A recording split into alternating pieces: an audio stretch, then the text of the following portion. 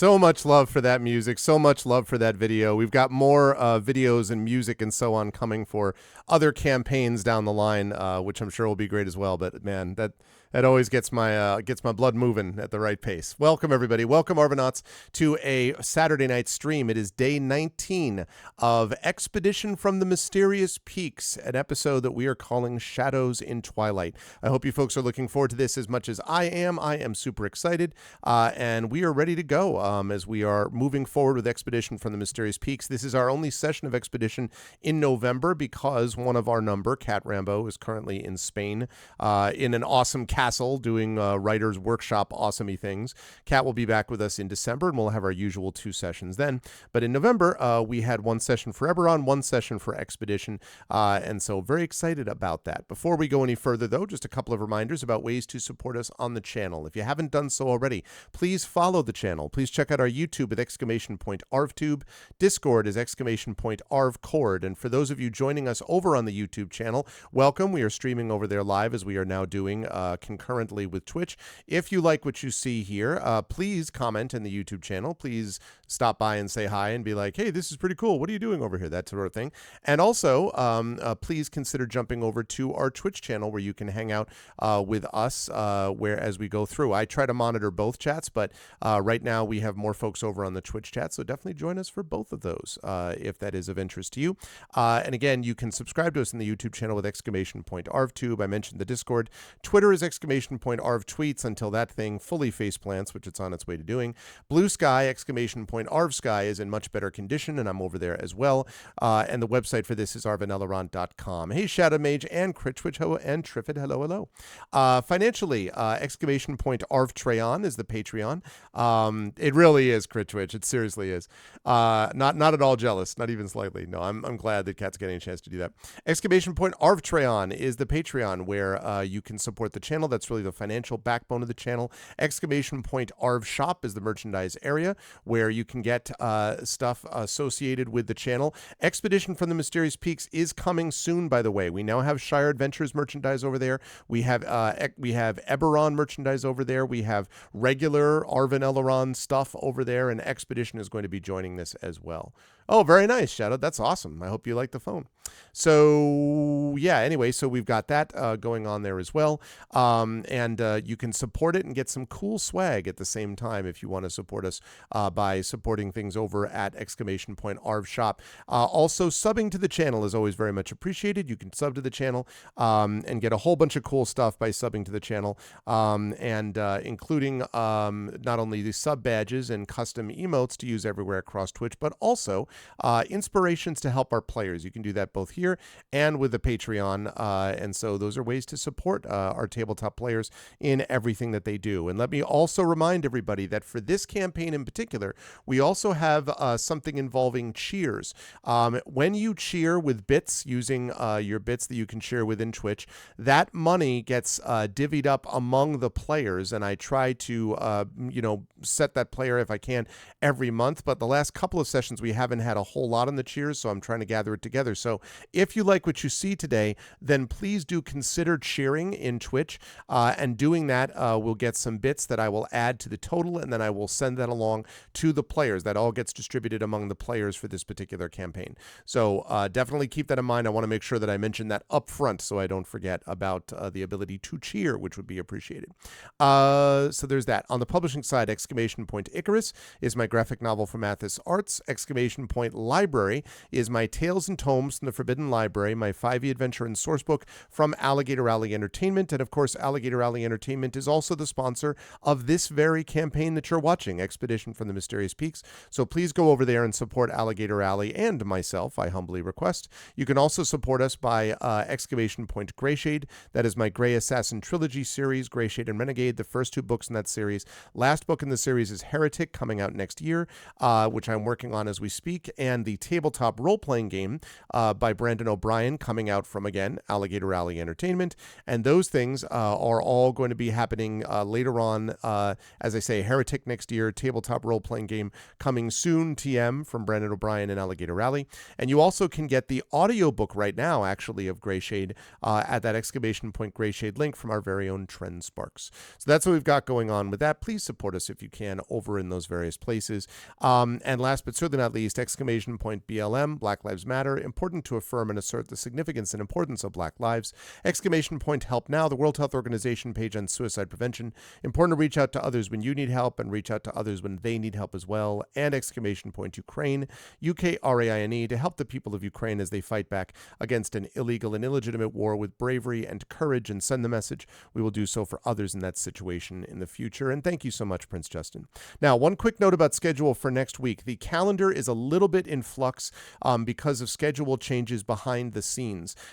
Essentially, Shire Adventures is not, the conclusion to Shire Adventures is not going to happen this coming Tuesday because, and this is on me, I realized that I only have the time for one session, and because we have to leave in the afternoon after I'm done with that one session after about 3 o'clock or so, my wife, my son, and I are going to something which we've been planning for a while, so we have to leave to drive to that after I'm done. So what that means is I'm going to do my usual GOG stream from noon to 3 this time over on GOG this coming Tuesday. Then we'll be off Tuesday afternoon, and I'll be off Wednesday and, of course, Thursday for Thanksgiving.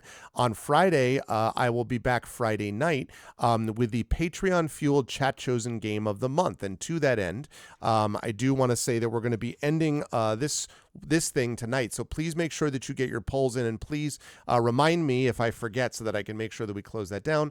Chants of Sennar, Dredge, and Pentiment. All of these are good possibilities. Dredge has currently got a 1-vote lead on Pentiment and Chants of Sennar, so that's what I'm going to be playing coming up on that Saturday. So definitely do, on that Friday, I beg your pardon. So definitely do that. And then Saturday is going to be D&D with viewers, an honest-to-God pick-up D&D game as in the before times. So we're going to be doing that as well. And then the week after Thanksgiving should be when we do the final Shire Adventures session. That's not yet confirmed, but should be soon.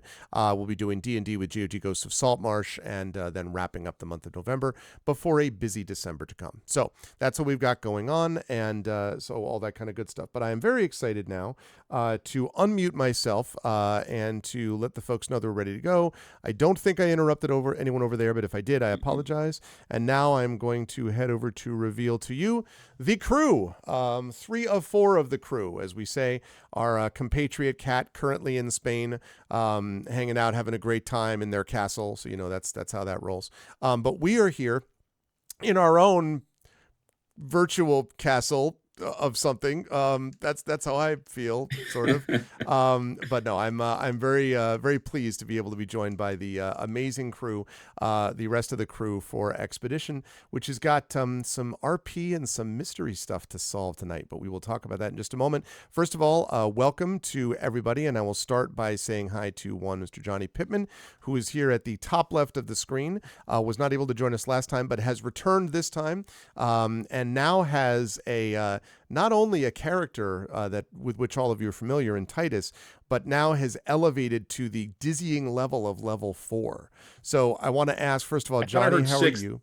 Yeah, no. This is your aspirational vision of that. So first of all, how are you doing? How's life with you? And then please tell us, if you can, like, who are you playing? And is there one highlight you want to give of, like, now Titus can do this amazing badass thing that could not happen before? So, hi, I'm Johnny. I am currently coming to you from Yorktown, Virginia. I didn't have any idea. I didn't know we were getting to level 6. I haven't prepared for this advancement. And even if it was level 4, I'm not really prepared yet because I just found out tonight. So anyways, hi. It's everything's good. Life is good. Titus is level 4. I don't know what it means yet. The rest of the folks were talking about feats and taking attribute advances and all that stuff. I'm about to get into it, but I'm just gonna say hello. I'm also going to acknowledge that it's my birthday next week. So Oh, happy uh, week before birthday. Hey, Happy yeah. birthday. yeah, I'll be turning the big 4-9, which is kind of scary, but Oh. Nice. you know. Been there, my friend. Been there. Yeah, I got a conversation to have with you about that. Yeah. Oh, really? Anyways, so yeah. And things are good. I'm looking forward to the holidays. I'm looking forward to new Doctor Who next week. Getting caught up on Scott Pilgrim on Netflix. Missing the hell out of the character of Loki after that ending of Loki. And yeah, Titus is just gonna, hide away and try to watch all this stuff. Oh, and We're actually, supposed to have a downtime. We're not getting into combat, right? I mean, only you can answer that question. Depends on how things go. I should just ask very quickly, Johnny, have you seen Ahsoka? Can I assume that you had seen it? Because my daughter and I Absolutely, just all finished. the way through. Okay, because we just finished watching episode 2, and we like it so far. It feels like a slow burn, but it was. I was curious how you felt about it. Okay, so here's what I'm going to say. Ahsoka is the most Star Wars since Disney started. Okay, It's a little slow burn, but it is the most Star Wars that we're ever going to get, because okay. it's Dave Filoni being Dave Filoni and doing Dave Filoni things that he practiced while doing Last Airbender and is now doing with all the things Star Wars, including Clone Wars. I will say one thing. There will be a moment. There will be a moment where you will be, however old you were when you first saw Star Wars, when this particular thing happens. And after that moment, I was just like, yeah, you know what? It was all good at that point. It's amazing. The answer to that question is 7. I was 7 when I first saw Star Wars in the theater.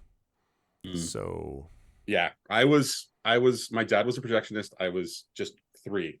So wow. Yeah. Anyways, yeah, it's Ahsoka's incredible. Okay, cool. You are still in for one hell of a ride. Awesome. I am excited. I was curious. I figured I would go to the expert on such matters. Always a pleasure to have Johnny with us. Also a great pleasure to have Toya Kristen Finley with us. Toya has now given me a gift by letting me know of the existence of a cartoon which makes fun of Kenny Pickett's tiny little hands. And that's a joke that probably won't make sense to most of you. But if you're football fans, and if you're a Steelers fan too, you might know. You'll both be happy and sob at the prospect. But no, I'm excited to check out this new thing Toya just told me about. Not new, but new to me, I mean, to check out. So, Toya, how are you? How's life in the universe with you? And can you tell us what awesome new thing, because I do think I know what it is in your case, that Nulls has gotten? Yeah, so I am a dumb jock, so I have to represent for the dumb jock contingent here. All this nonsense about sci-fi and stuff. So I discovered Gridiron Heights this week, which is done by Bleacher Report, and it's webtoons on YouTube about NFL players and coaches and owners who all live in the town of Gridiron Heights. And if you know way too much about football, not just your team, but also all the other teams, and know like really random stuff that the average person, even maybe the average person who watches the NFL may not know, then this show is absolutely for you. You have to pause the screen like every second to get the background jokes and the Easter eggs. It's absolutely brilliant stuff. Very cool. There's an episode called Paranormal Sacktivity, which is QBs in a house who get sacked a lot. That's okay. That's awesome. Just okay. Anyway. So, as Cleo says hello in the background there. So at level 4, Nulls is now lethal, which makes me very happy. So Nulls took the feat telepathic, which means she's now telepathic. Got a point in charisma, got detect thoughts. She also has the cantrip Vicious Mockery and the spells cutting daggers, a dissonant whispers, and thunderwave. It's good stuff. This is where the bard proves bardness, like where bard becomes the most of bard. I actually cannot wait to hear what Toya is going to do with Vicious Mockery. I am 1,000,000% going to be like, what's that look like? It's not going to be like I cast Vicious Mockery. I'm going to be like, no. How do you actually already know I know what that's like. Right, like how do you viciously mock is what I'm going to want it every time. No, I'm very excited for that. It is a pleasure to have Toya with us, and yes, Nulls is going to be even more awesome than before, if that's possible. So looking forward to more on that. As I mentioned, Kat normally plays Fob. Fob will be somewhat in the background of this. Kat will return next month from Spain. We hope that Kat is having a good time there. That leads us to the amazing and awesome Zach Clay, who is with us. Zach, it's good to see you, my friend. And we got a comment, by the way, Zach, on my our vocalist video on the YouTube saying, "Congratulations on getting through Apollo Justice Ace Attorney. This is one of the worst of the Ace Attorneys, sadly, because of the weirdness of the cases." And I'm like, I didn't think it was that bad. I mean, like, whatever. No. But but still, they were like, they weren't being snarky. They were like, you did a great job with it and everything. I was like, okay, well, anyway, because Zach and I just went through the end of that thing. But there'll be more awesomeness to come from our vocalist. But tonight, it's all about Expedition. So same question: how's life with you, and what awesome new thing does Dr. Jaraxxus now possess at level 4 that you want to tell us about? Life is good. Gearing up for holiday stuff and lots of D&D things coming up like this. Indeed. So for Dr. Jaraxxus, for once, although there are many, many, many, many feats to choose from, the idea of having 18 intelligence was just too enticing. And so Dr. Jaraxxus is now somehow even smarter than he was before. I know, it's hard to believe, but he made it. And He made it. I'm still trying to choose, what Esper powers fit him, aka spells. Mm-hmm. And also, since level 3, he's had the ability to make like what would be in D&D a warlock's familiar, but in Esper Genesis, it's a drone made out of metallic parts and sorium. And he doesn't have that sorium yet. But one thing that he did remember is that they might find some sorium, which is called a different name on this planet. I don't remember what it was. But that's one of his goals too, because if he can get his hands on some of that, then he'll have a little literal drone. Just how people in this life have drones to film stuff, he'll also have a drone, but it can also fight. So that's what he's a goal in the back of his mind, I think. And don't forget to make that goal explicit at like make sure to not forget about asking through Jaraxxus about that at times too, because right, for sure. Yeah. Well, yeah, I see a shopping episode either impending or about to happen. Those mean the same thing, so I think it's going to happen either way. Good stuff. It is a great pleasure to have all 3 of these folks with us. And let us fire up a little bit of music and let's talk about what happened in our last session. And wow, a lot of people are talking about how incredible Loki is. Again, I'm just behind. I mean, I have so little time. Ahsoka is like, I only really have time for like one of those things at a time. Like where once I get through that, then I can kind of gear up, And of course, the other thing is that at the moment we have the holiday moment thing, so very critical to watch with the kids. Charlie Brown Thanksgiving. That is a tradition that matters. Enormously important. We have watched Charlie Brown, the Great Pumpkin, Charlie Brown, and then of course the greatest of all cartoons, Charlie Brown Christmas. So we do have those. And that, let me tell you, that 25 minutes of time really eats into your session. No, I'll take that into advisement and see about those things if I can down the line. But let's talk about what happened in our last session. In our last session, the crew confronted successfully the Lady of Blood and managed to confront her despite the fact that things kind of went a bit sideways in terms of that they were not able to negotiate, let's say, because they were unwilling to pay the price that was being asked by this Lady of Blood at the center of this wooded area where the portal to Celis would supposedly be found. And so they ended up getting into a combat. They ended up defeating not only her, but also these weird blood goblin things that came out of the tubes that were there. It was very weird and disgusting and troubling. And they managed to defeat her and were able to find their way eventually to a place where behind the throne, going back a little bit of a distance, they were able to find their way to a portal to the land of Celis itself. Celis is known more popularly by people outside it as the City of Stars, and it is known as a place that is, as you kind of look above it, there is a vista of this elven city, and the platform from which they first viewed this allowed them to see these buildings with sculptures and dwellings set within the dark stone walls of this enormous cavern stretching far beyond the naked eye in every direction, with creatures, winged creatures flitting about between and among the city districts. There was water from the lake and the canals, and light from the decorative foliage reflected upon the crystalline patterns along the dark stone of the ceiling, so that it looks very much, as you look up, as if you're looking into a sky full of stars. And those stars are actually reflected in the lake and the water that is down below. So it's a very beautiful, thank you, Prince Justin. And some of that's me, and some of that's the lovely world building from the Alligator Alley folks as well. But it's a beautifully gorgeous sort of, and yet surreal, and I guess I would say, I don't want to say unsettling, but definitely otherworldly.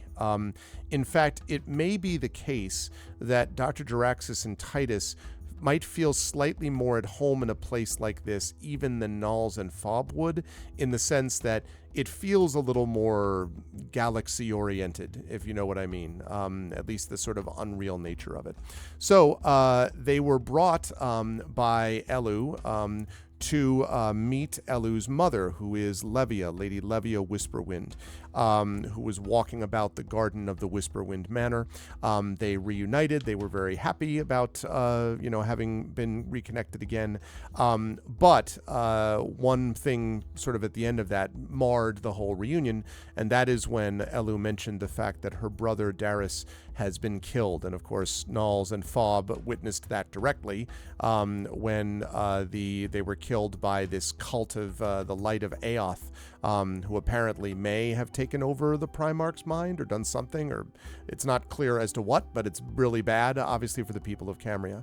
And so Darius has been killed, and Levia's reaction to this was sort of faint and then growing anger, in addition to the sadness and grief that she felt. So just before I jump into that, I do want to mention one thing which I think I talked about, but I want to re-emphasize, which is that as the guards were leading you to Lady Whisperwind's manor, and also we're meeting, I should have mentioned before, Rel, the sprite caretaker, who kind of was flitting around and kind of like saying hi to them. Elu's, long time kind of has served the Whisperwinds for many years.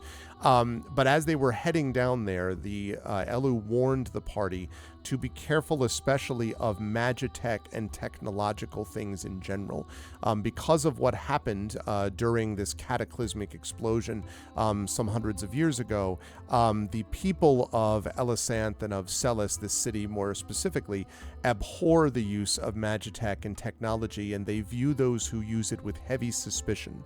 So it's one of those things where you want to be like not so obvious about just like, let me film this, visor work, laser beams, just kind of keep it on the down low is Elu's recommendation while you were within the city.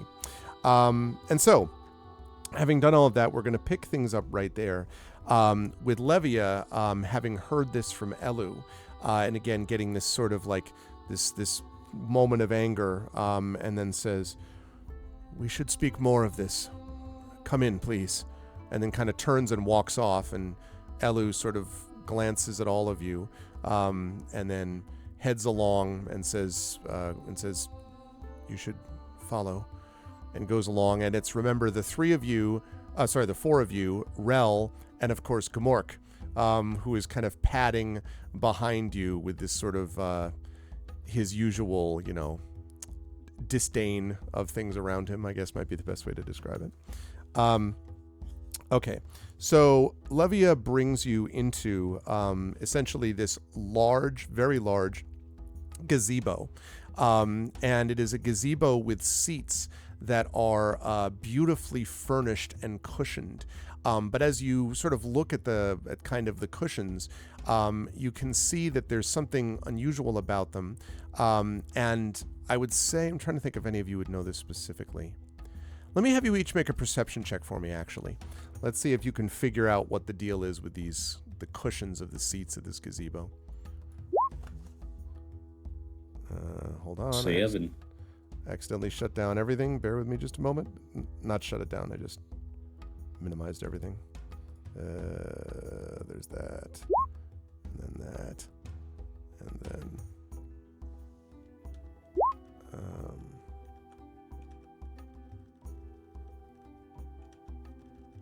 yeah, I'm sorry. I hate it when it does that. It's all right. it literally it minimized all the things. So now I'm trying to get it all back. Okay, there we go. That's wonderful. Great. We're all fine now. Thanks. How are you? Okay. So that is, what are we looking at? So we've got a 7 for Dr. Jaraxxus. Okay. It's a cushion.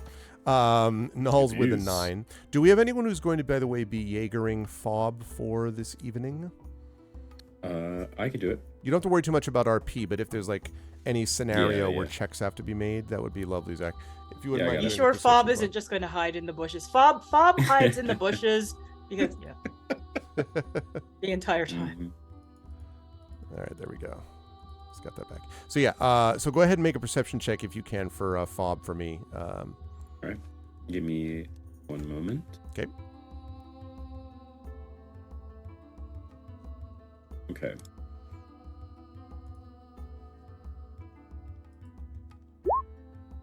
There you go. 12. Okay. Yeah, I think the only one who probably picks up on this, I think, is Titus. Titus, as you sit down, because it looks like they're just sort of like, kind of velveted cushions made of, beautiful purple. But as you sort of prepare to sit down, you can see that the threads of the cushion almost seem to sparkle. And as you look closer, you don't know that this is a fabric.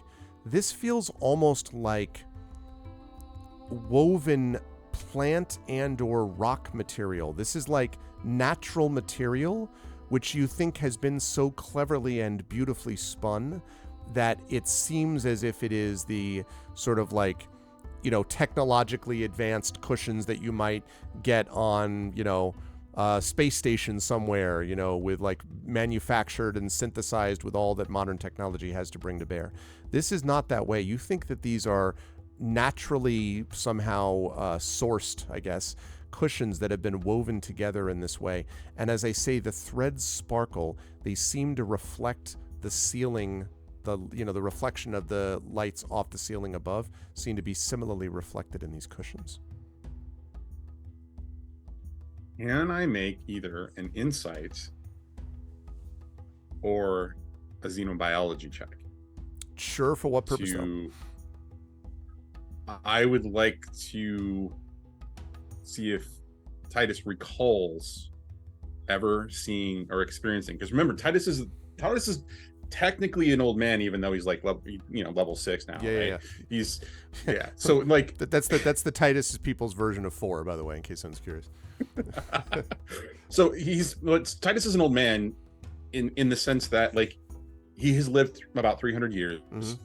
He has raised and been a part of a large sort of clan, right? And he is off doing his own thing at this point. So he's experienced a fair bit of life already, and has also experienced a fair bit of exploration as a pilot/medic. Yep, kind of a thing. So I tell you what, not xenobiology or insight, but I'll give you a chance to do a nature check, and you can see what you may discover from that. We don't have. Oh, sorry. On our, no, that's right. Yeah, xenobiology is. So that's why I said nature. Right. Yeah, and the insight was just based upon the idea that a long life would have given him some really varied experiences. Yeah, the insight though I think would be more into what people themselves are reacting. No, I'm sorry, I apologize. Yeah, xenobiology would be exactly right then. Yes, that is what you should be doing. Okay. All right. How's a 17 for you? Yeah, and you probably have run into several planets like this where the natural world is so critically important to the people there that they make an effort to infuse aspects of it into everything that they do.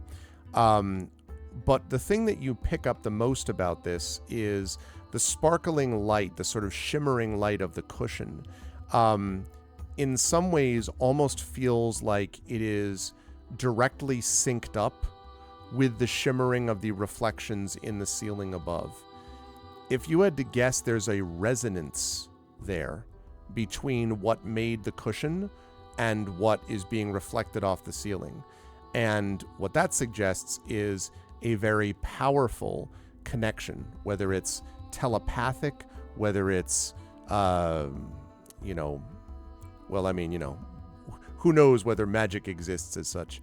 But, for you, the notion of whether it's some kind of like universal consciousness, there's something that this is reflecting the stars and the cavern above you, as if the whole thing is part of one large rhythmic experience, as if everyone were singing a song, some to themselves, some openly.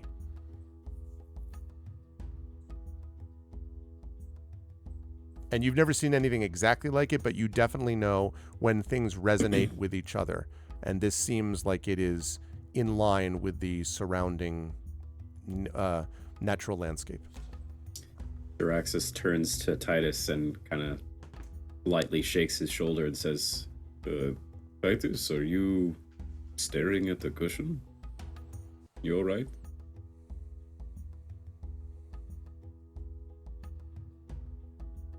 You and I should talk later. This may be the place that we've been looking for to help us recover, get what we need. Really? Maybe find some Sorium. Well, I hope so. What, are you saying this cushion has Sorium? I don't know. I don't want to offend our host, but we should have a conversation, figure out what the local customs are about prying into their more natural experiences or crafts. Mm-hmm. Yes, although they say that they're very, technology averse, I get this sense too that there is great power here. So, yes, I hope we can find that. This is a lot closer to... There's a reverence here that should also include technology, but I haven't seen it yet. It's obvious, though, that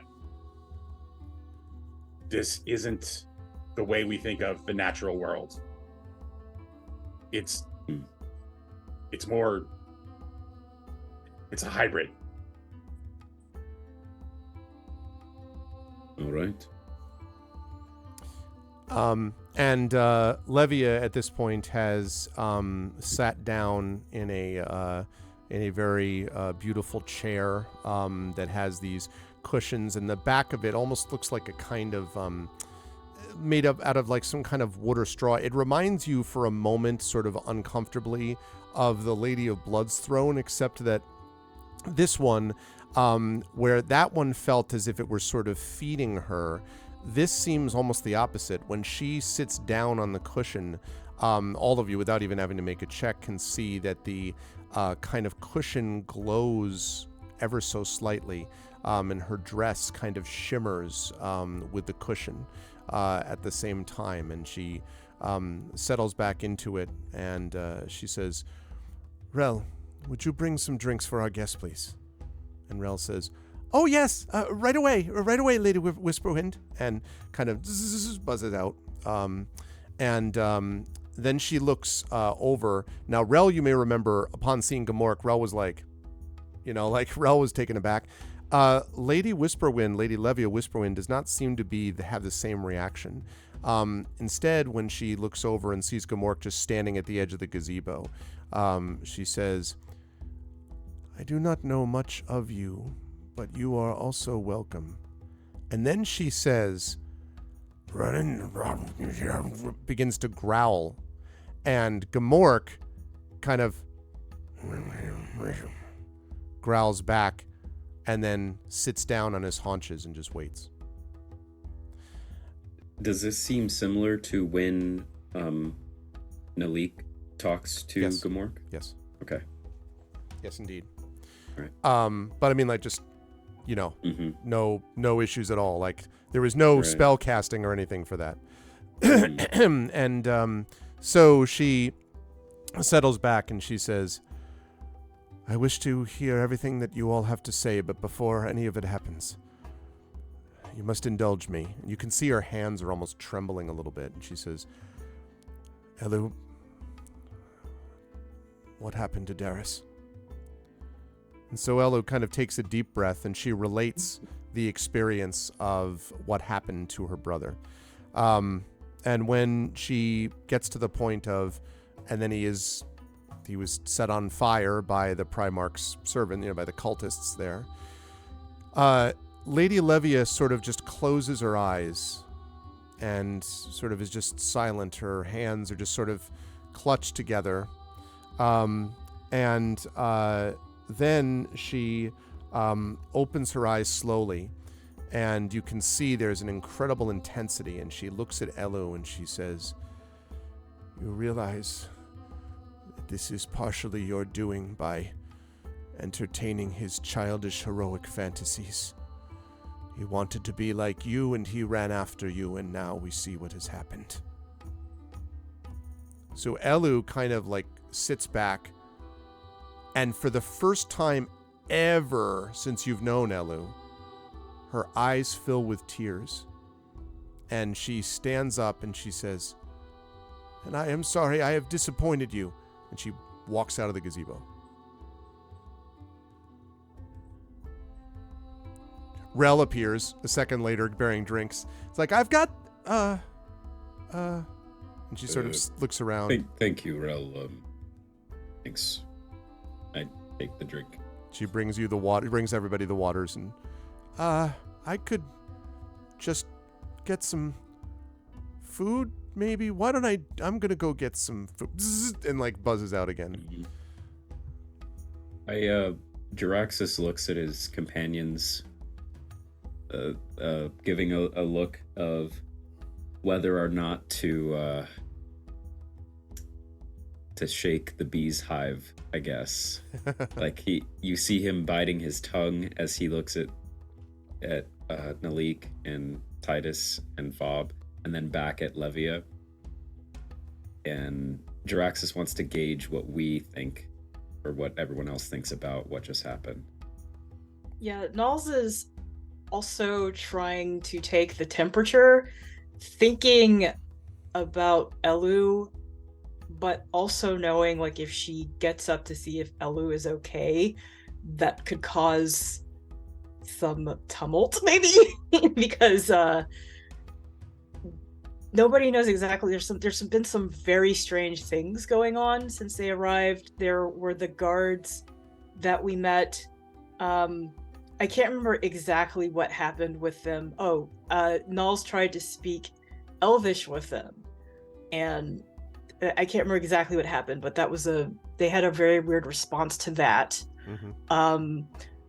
Now there seems to be something secretive going on. She doesn't exactly understand, like, the conversation that Titus and Dr. Jaraxxus had, but she does know everything. Oh, and then of course, not needing a spell to speak to Gamork.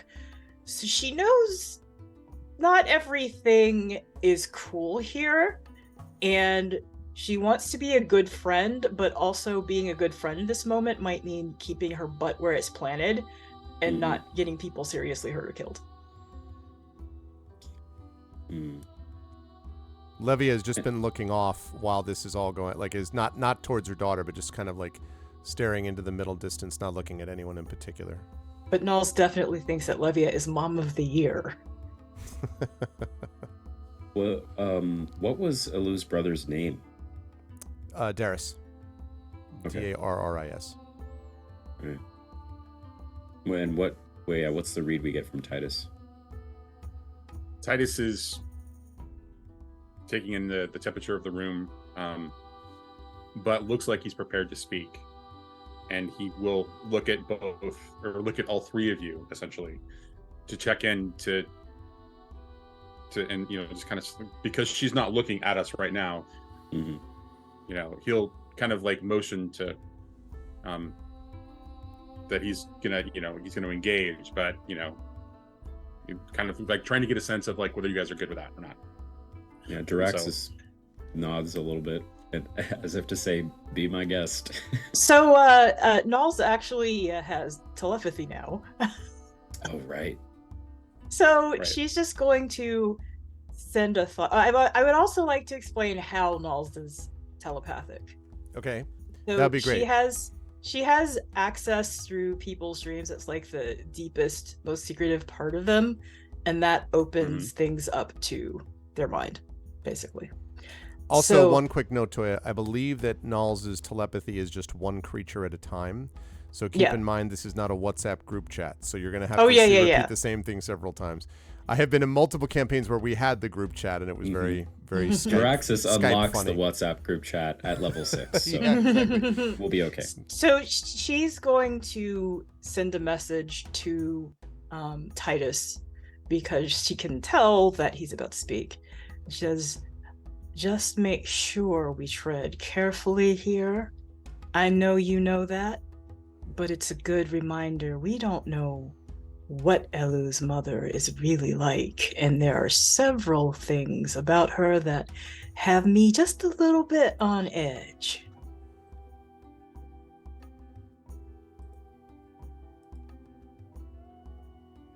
Titus takes that in, looks towards her, and says in response, "Talk later."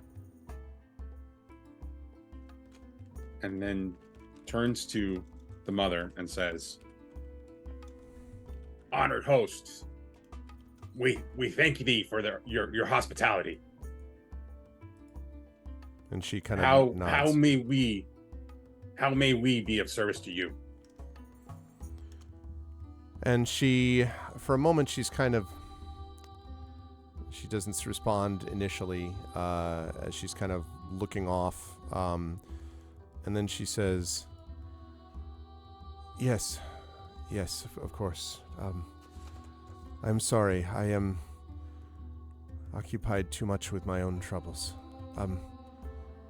Please tell me what it is that has brought you here and under what circumstances, and I will do what I can if I can. Her speech is kind of halting and sort of not as initially it was very smooth and when you first met her, but it's a bit kind of jerky at the moment. How far away is Elu, by the way? She you don't see her at the moment. She can't have gone very far, but she's somewhere outside the gazebo, possibly on the grounds beyond. You don't see her exactly from your position, but you could probably you probably would have to leave to see a little bit, but you don't see anything, she's not right there. But I could talk to her, right? Um, She's not 60 feet away. she's more than 60 feet. Okay, Yeah. never mind. Yeah.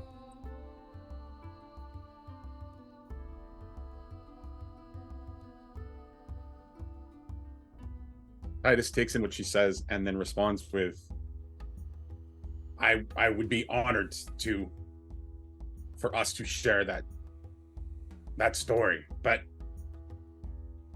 if we could refresh ourselves first. It's been a long journey, and even your daughter needs time to take care of herself and come back to you. I'm sorry for your loss, and I understand your grief. I have lost many siblings and nibblings. I can empathize with your grief, but I can't know what it is to lose a child under this circumstance. And she So kind of please, sorry. I beg just your indulgence for just a quick chance to refresh, and then we will be happy to tell the entire tale. And she nods slowly and she says, I am grateful for your words, and of course you may have time. I don't know how much you will need, but I am available to you. I will probably remain here for a time. I must come to some understanding myself, and this is not what I had expected. You get the impression, by the way, when she says that not what I had expected is not just the sort of socially polite version of saying this. You get the impression that Lady Olivia expects a lot, right? Like she kind of knows a lot of things, and for something to hit her from out of left field like this is unusual.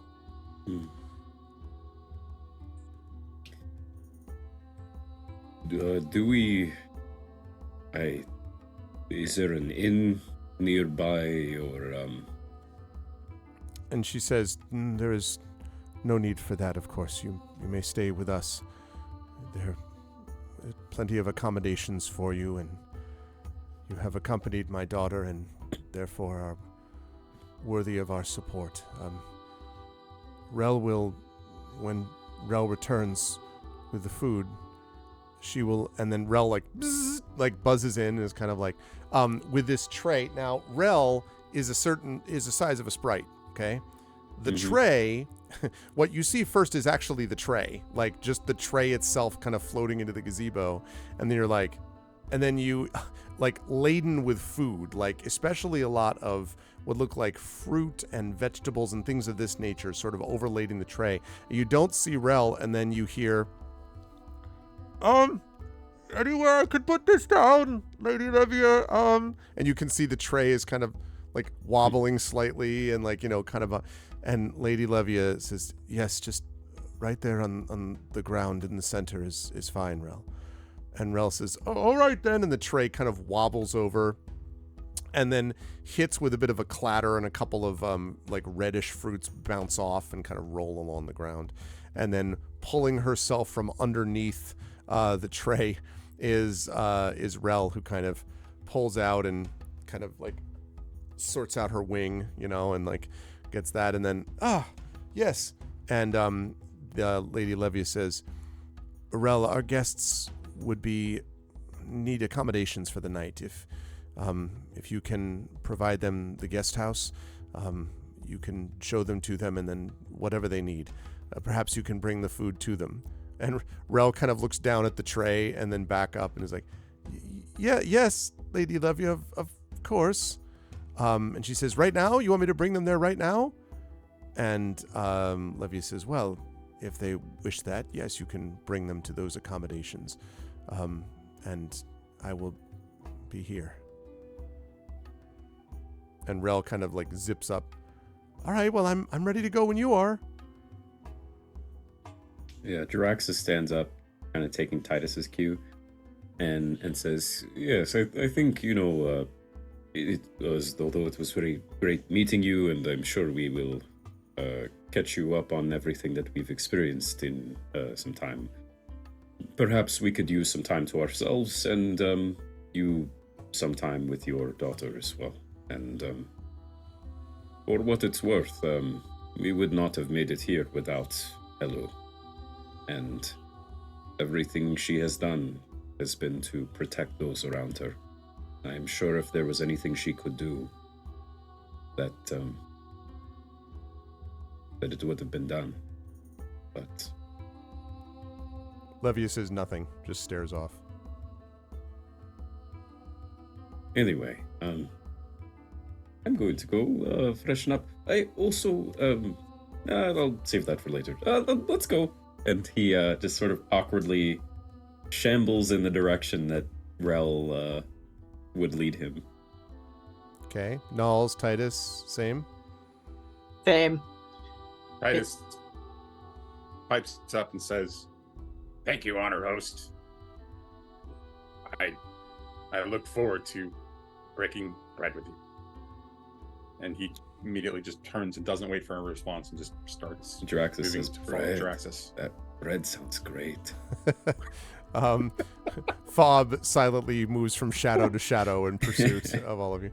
Great. Okay, so Rel brings you through this kind of over this sort of long sloping lawn, which you may remember I described before, and then brings you to what at first you think you're going to like another gazebo.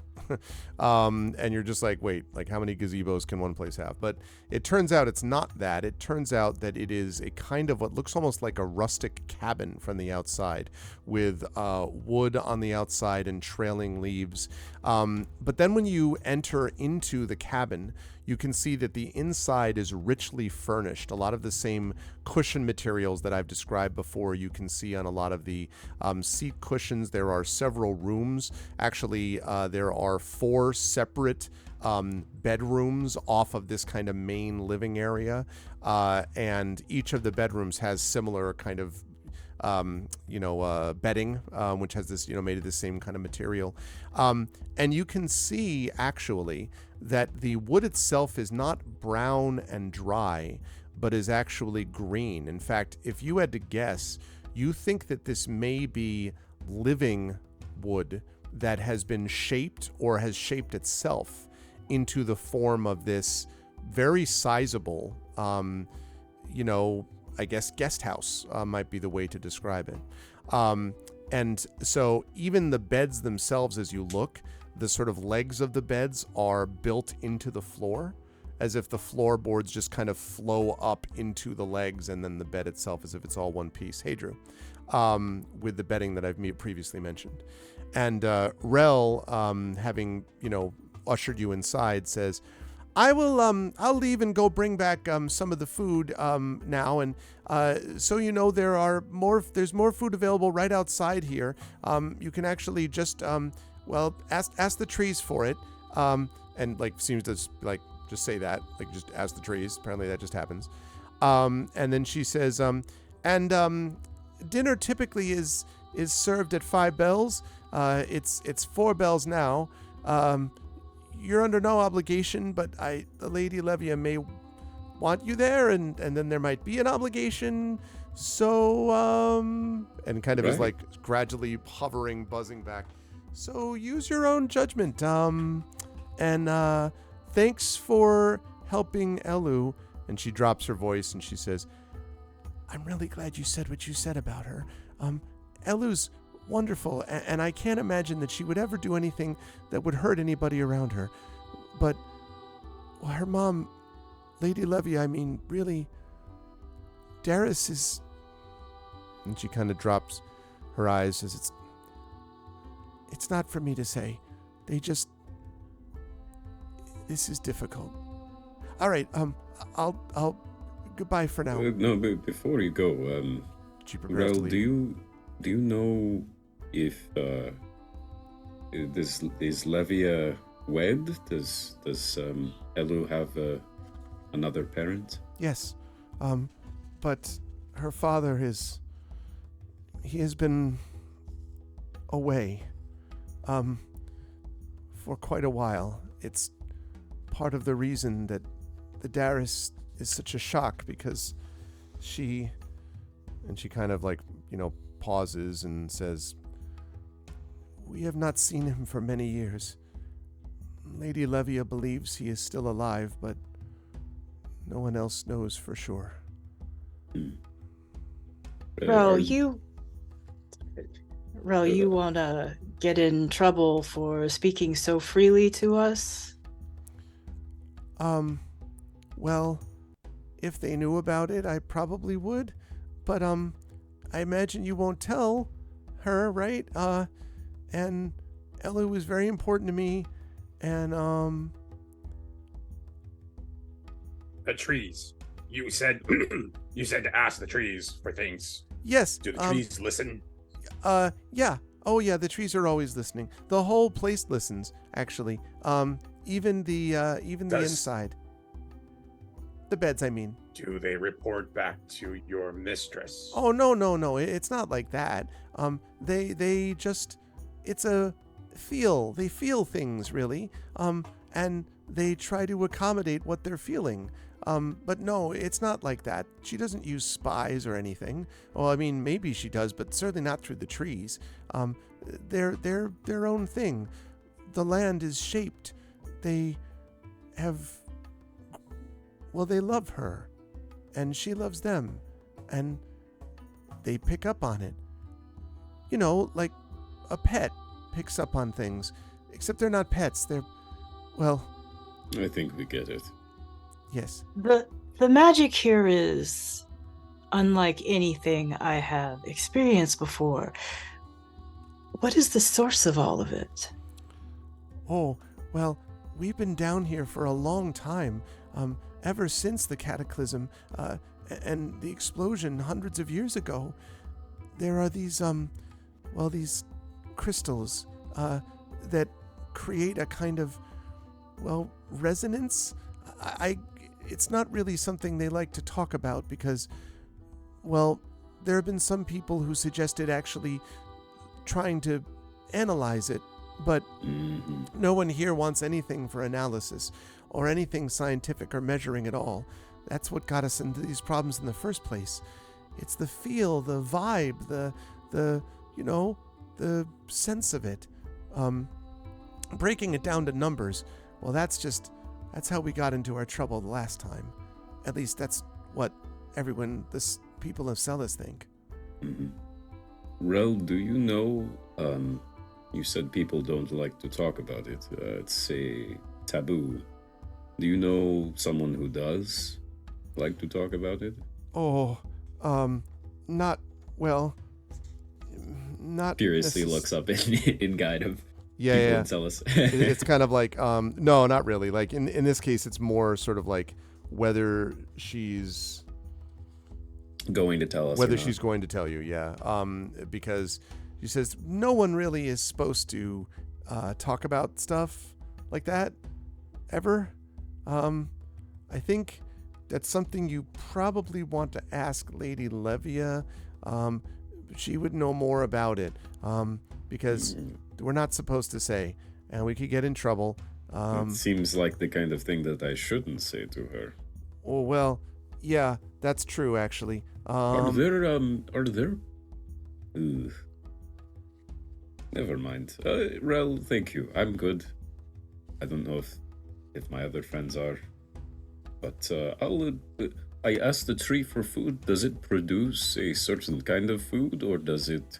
Like, if I asked it for scrambled eggs, would it be able to do that?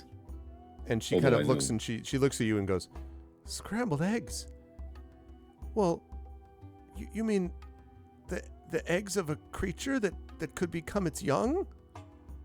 Oh, who would? No one would scramble that. You've never heard? No. It's a candy. It's a candy where I'm from. Scrambled eggs. Scrambled eggs are it's a all. candy? It's all. No. Yes. It's all one word. Scrambled eggs. Make a deception check." What do you mean? I'm telling the truth. Yeah. Why do I have to deceive? I mean, this is totally what it is. The famous Dendis dessert, scrambled eggs. Scrambled eggs. Scrambled eggs. 15. So she's like, "Okay, no, we don't have any scrambled eggs." Yeah, eating the yet to be young of another species, that would be terrifying. That would be terrible. What kind of beast do you think I am? No, I can't imagine. I just assumed you wouldn't. So it would give me like an apple, is what you're saying. Yes, or sometimes it can give you things. For example, if you ask it for a real like dinner, not like a light meal, but a dinner, it'll bring you some really nice stuff. Like all kinds of like flower petals and mushrooms, big mushrooms. Sometimes stuff that's really what's the word? Hardy? Yeah, hardy. That's what it is. Okay. Exactly, Drew. You want to feast on the flesh of the unborn? Jaraxxus will turn to the nearest wooden wall and say, "I would like a snack, please." And so there's a moment, and then you hear, and you can see that Rel is kind of clearing her throat, and she says, "I've got to go, but just so you know, you might want to ask the trees outside." And she points out through one of the windows, and you can see that there's this little grove of trees right nearby the window, like 20 feet away, 30 feet away maybe. And she says, they'll help you out. This is the house. Thanks. So move And then this. she's like, stick my head out the window and I sort of stage yell, "I would like a snack!" And she says, no, to the no, trees. No, you gotta go to the. You go I the- will stay up here. I will wait for dinner. Thank you, Ralph. And she's like, she nods and she says, all right, so bye for now. Bzzz, and like buzzes off. Leaving the four of you, in quotes alone. Titus, Gamork, by the way, does not come in. Gamork is outside, and you are all a little bit startled when his great head kind of like looks at the window. So Traxxas, you were just doing the stage thing, and then he's just like, like arises. And he says, and he kind of growls and chuckles, and then he goes over and he walks over to the little grove, and he curls up with his head between his paws, staring at the window and at you. Right. Titus Okay. reaches into his pack as he takes it off, pulls out a stick of jerky, and he says, "Nice try," as he hands it to Juraxis. Yes, but I want to sample the local delicacies. You know what they say when in cellars. The local delicacies are all, how do we say, of the vegetable nature. I could give it a try. So Nulls is finding all this entertaining, but she sits down and says, "So, what were the boys talking about at the gazebo?" And by the boys, you mean us? You would be the two boys here. I don't know. There may have been other boys that we didn't see. I look at Titus. Just that I'm not sure at what length we have really talked with you about this, Nalik, but it is obvious that we are not from here. And That I don't has just mean occurred to me a Celis. time or two. Yes. And if we didn't already mention, we did maybe come from a vehicle from beyond the stars, and we crashed here, and there was a dragon that flew over, and a old man getting chased by giant robots, all sorts of things. We would like eventually, especially me, to get back out to where we are from. Especially me. I may not have mentioned, but I'm rather well known where I'm from. And there's a lot of people that are very much missing me, and I'm very much missing them. So we were talking about possibilities of this wide and expensive city, maybe energy sources or resources we can use to eventually get back to where we came from. It just sounds like it's going to be difficult because they do have technology here, but they don't want to call it that, and they don't want it to look like that. But those crystals that Rel mentioned, we need to find some of those. I imagine they wouldn't be too keen on you trying to take any of their resources, but you remember that bazaar we went to before we were on our way here? Mhm. Yes. I bought those bagpipes, Okay. and the shopkeeper mentioned crystals that he wanted to see if I could break them up with the bagpipes. So, if those crystals could be of use to you, we might go looking for some. I like this idea. See, I think we need to find...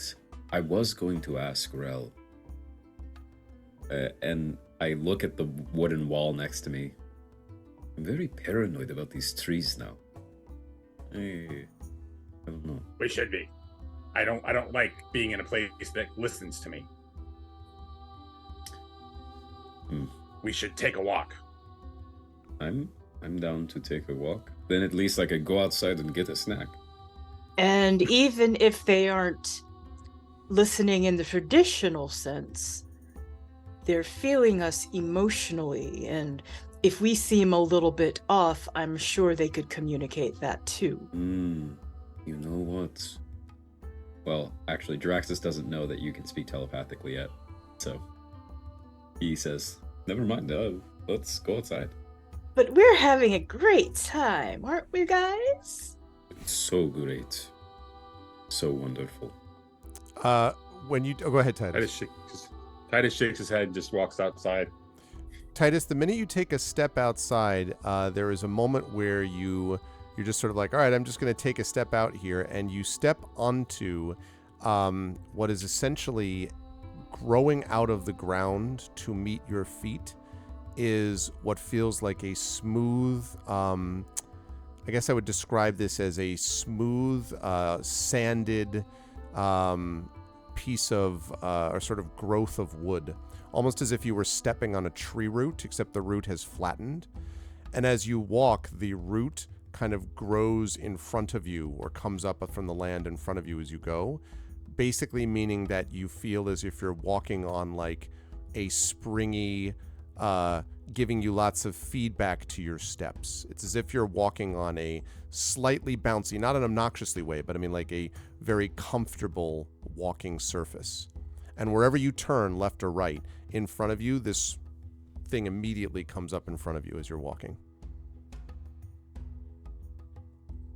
It's just a path you could that is in front of you.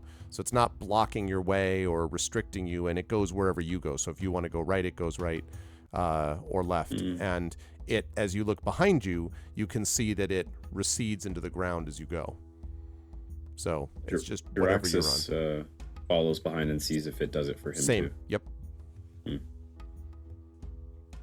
Are the roots, are they infused with the same energy You got it. that we saw with the, okay. Sure are. All right. I think we go to the grove. Okay. First. So the roots kind of like, pull you around, not pull you, but like go in the direction, like, as you head over there. And when you get to the grove, you can see that these trees are, extending up towards the ceiling. They're very, very tall, and very tall and fairly straight. And you can see there are branches all the way down, kind of they almost look a little bit, I guess you might describe them as like evergreens almost, very straight and tall with branches that are sort of in a radius as you go up. And the leaves on them seem to be sort of glistening, might be a good way to describe it. And you hear the faintest sound of what sounds like almost like bells slightly tinkling, like this, like a mobile on a porch, as the wind blows through it, a little bit like chimes almost. I would like a snack, I say to one of the trees. Okay. And there's kind of a, first nothing happens, like there's just kind of a, chimes tinkling, and then one of the leaves seems to come loose, and it floats down and almost spirals down. And Jaraxxus, you can see this coming, so you can get out of the way. You could catch it. You could, I catch it, or at least So try to. when you catch it and it touches your hand, there is a moment where the weight of what you're looking at, which is this crystalline leaf, seems to be much heavier than what the leaf itself looks like. And you sort of like have to readjust as you're, and when you sort of pick your hand back up, you can see that you are looking at what looks like a very large, like apple-sized acorn or something like that. Like basically looks like an acorn or a walnut or something, like a large tree nut that is sitting in your hand. What do I do with this? I look at Nalik for guidance. Seems What to have a is this? shell on it, Knowles. Oh, so you don't have nuts where you're from? I mean, I've heard of them, but out in space, they're not exactly the kind of food that we usually eat. Many foods that I eat come from tubes, so Well, I don't know anything about that, I must admit, but that hard thing is a shell. You crack it open, and the meat's inside. Oh. I look at myself for something to break it with because I'm not very strong. Yeah, Are I was there gonna say, rocks along the? There are not, ground? but the edges of them are split almost in our game, in our world, like a pistachio, like a very large pistachio. okay. You think you could grasp it and just exactly. Jaraxxus learns the lore of nuts. Yeah, exactly. Yes. Um, Can I roll to open this? Yes, a Giant strength check. It's pistachio. a very easy one, but yes. Great. 12. Oh yeah, that's no problem. Okay. Now, very important, Jaraxxus. What Mhm. were you imagining in terms of the snack that you wanted? Jaraxxus was imagining. Well, Titus offered Scrambled eggs, or was it? scrambled eggs. No, not anymore. Titus offered some random meat jerky. So Jaraxxus probably would have had in mind some sort of savory, meaty, bite-sized something. Okay. Like something like jerky is what he's imagining, but Okay. not. He wasn't doing that intentionally. Like it's actually going to give him jerky. He would be surprised if that happened. When you crack this open, you are surprised to find little wisps of what you think at first are smoke, but then you think it's actually steam. And coming from the inside of this half shell is steaming of what smells like some kind of savory meat-like substance. And there are multiple little cubes of it that you can see within here. Not like cubes like they've been like they sort of look like they're naturally occurring, basically, if I could describe it that way. They don't look like they've been shaped, but just but they are steaming as if warm. Well, that is unlike any nut I've ever seen. It's like one of the meal generators, but organic. And I grab one of them and I pop it in my mouth. What is it? Does it taste good? It tastes like a delicious, what I would describe it as is now if you're disgusted by mushrooms, this isn't going to work, but like a portobello mushroom when seasoned properly, okay, and cooked properly, can taste a lot like a badass meat burger, okay? Like it really can. And it tastes very much like that. It has a beautiful texture that just kind of melts in your mouth. It is slightly spiced, but not overwhelmingly so, but slightly spiced. Absolutely dead on delicious. This is amazing. I absentmindedly pass the leaf snack meal plate to Nalik as I start inspecting the tree, looking for technology, looking for wires, for a data pad. So Nalik takes it, but she's not going to immediately eat it because she's still kind of skeptical and wondering if things from these trees will have some kind of influence on those who eat them. So she just kind of sniffs it and says, so do you have any change in your senses, or No, that's what I'm trying to figure out. That was delicious. How did it was Investigation, by the way, Jaraxxus, please. Okay, all right.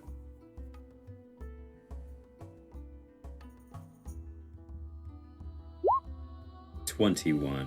Nice. I mean, it looks like a tree, what would be the equivalent of a Terran evergreen tree with these crystalline leaves. There is no mechanism that you see. There's no obvious speaking tube or something, like communication device that cuts back to a cleverly concealed kitchen or something. It's just they just look like a small little grove of trees that are just there. And there's clearly no technology that is attached to this in any way. Is it possible that there are drones somewhere up in the sky that you can't see? I mean, sure, but there's definitely nothing that you can see attached on the ground to these trees that would explain what you just saw, the experience you just had. Also, Nalls, it smells delicious insofar as meat like mushrooms would smell delicious to Nalls. I can't speak for whether it would or not. That's up to Nalik. This is amazing and frightening. Quick, Titus, think of something sweet, not savory, and ask it for a snack. Let us see if it knows how to make more things. Titus thinks of an ancient Terran drink that he had got the chance to try just once when he was young and first starting to travel. It is hot chocolate. And he looks up at the trees and says, "I would like a drink, please." So Titus looks up, and again this crystalline leaf sort of shakes loose and drifts down. And this time when it touches your hand, not only do you feel the weight of it, but you also feel the warmth of this nut, again, large size nut that you're holding onto. And you can feel the sort of warmth of it as you hold on to this thing. And you can see just from between the edges of where the shell is together, a little bit of what looks like steam escaping. Titus will gingerly just begin to pry the top off. Sounds good. Let me have a strength check, wanting- please. Not wanting to actually spill it. Right. So. Yeah. You're not like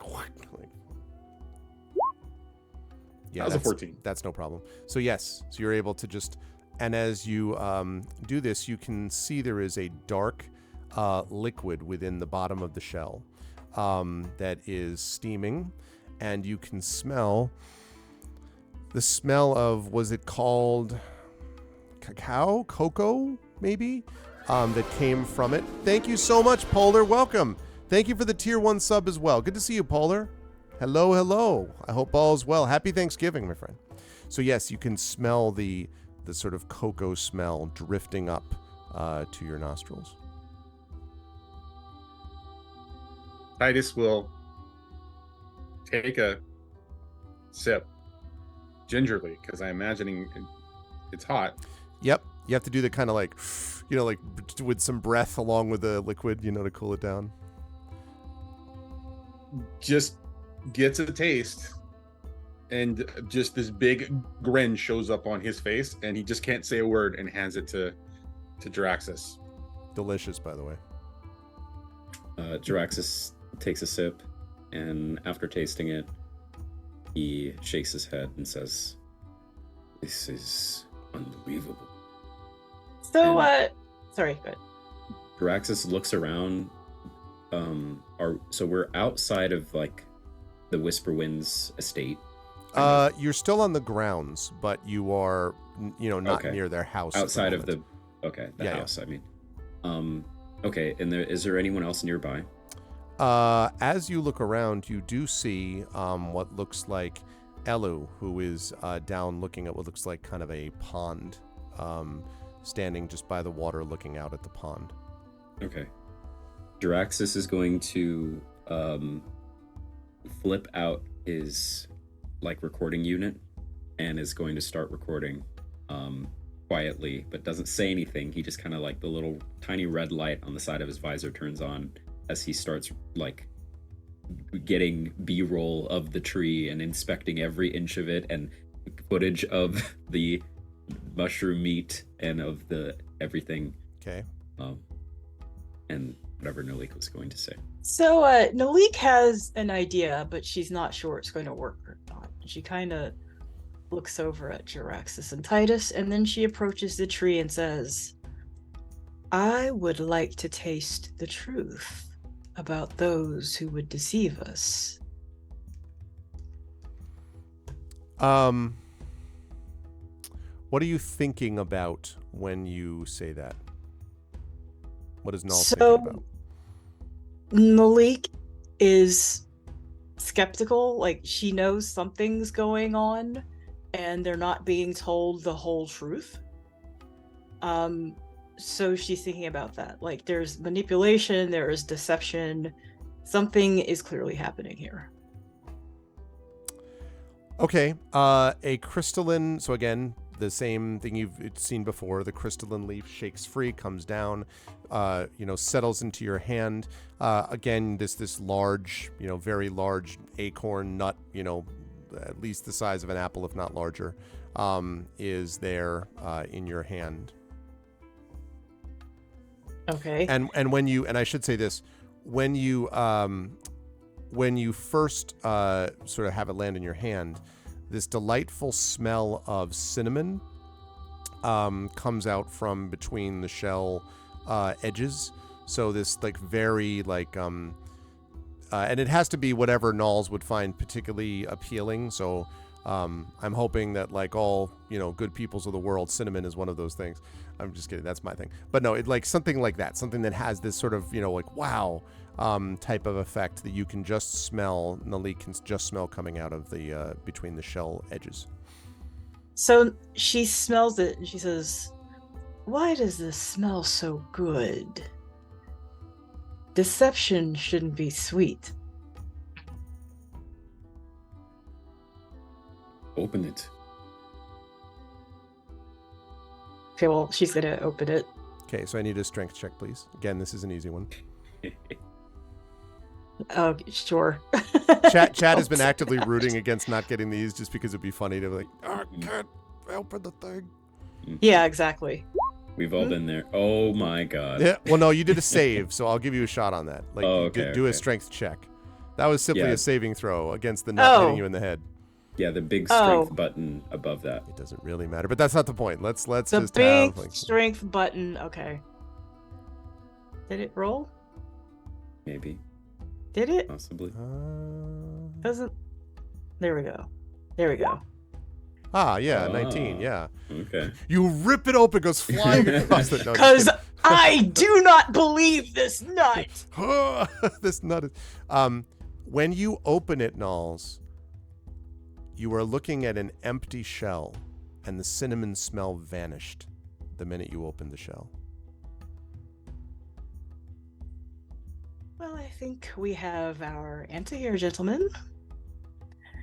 Keep your eyes and ears and what other senses you can afford at high alert. Titus looks up to you and regards you for a second and says, "Right now, the best thing that I think we can do is not be emotional at all. I have a feeling that these things, this experience, this environment, it's built on an empathic or emotional response." Maybe we should, now that we have our snacks, can I have another one of those meat things? Maybe Yes, thank you. you shouldn't be eating from this tree. Just Well, well, hey, look. If the food is poisoned and you've already eaten it, you might as well lick the plates, okay? But is it feeding into you emotionally something that you don't want influencing you?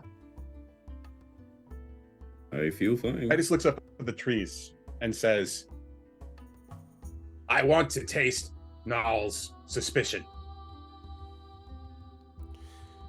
Okay, what are you thinking about when you say that?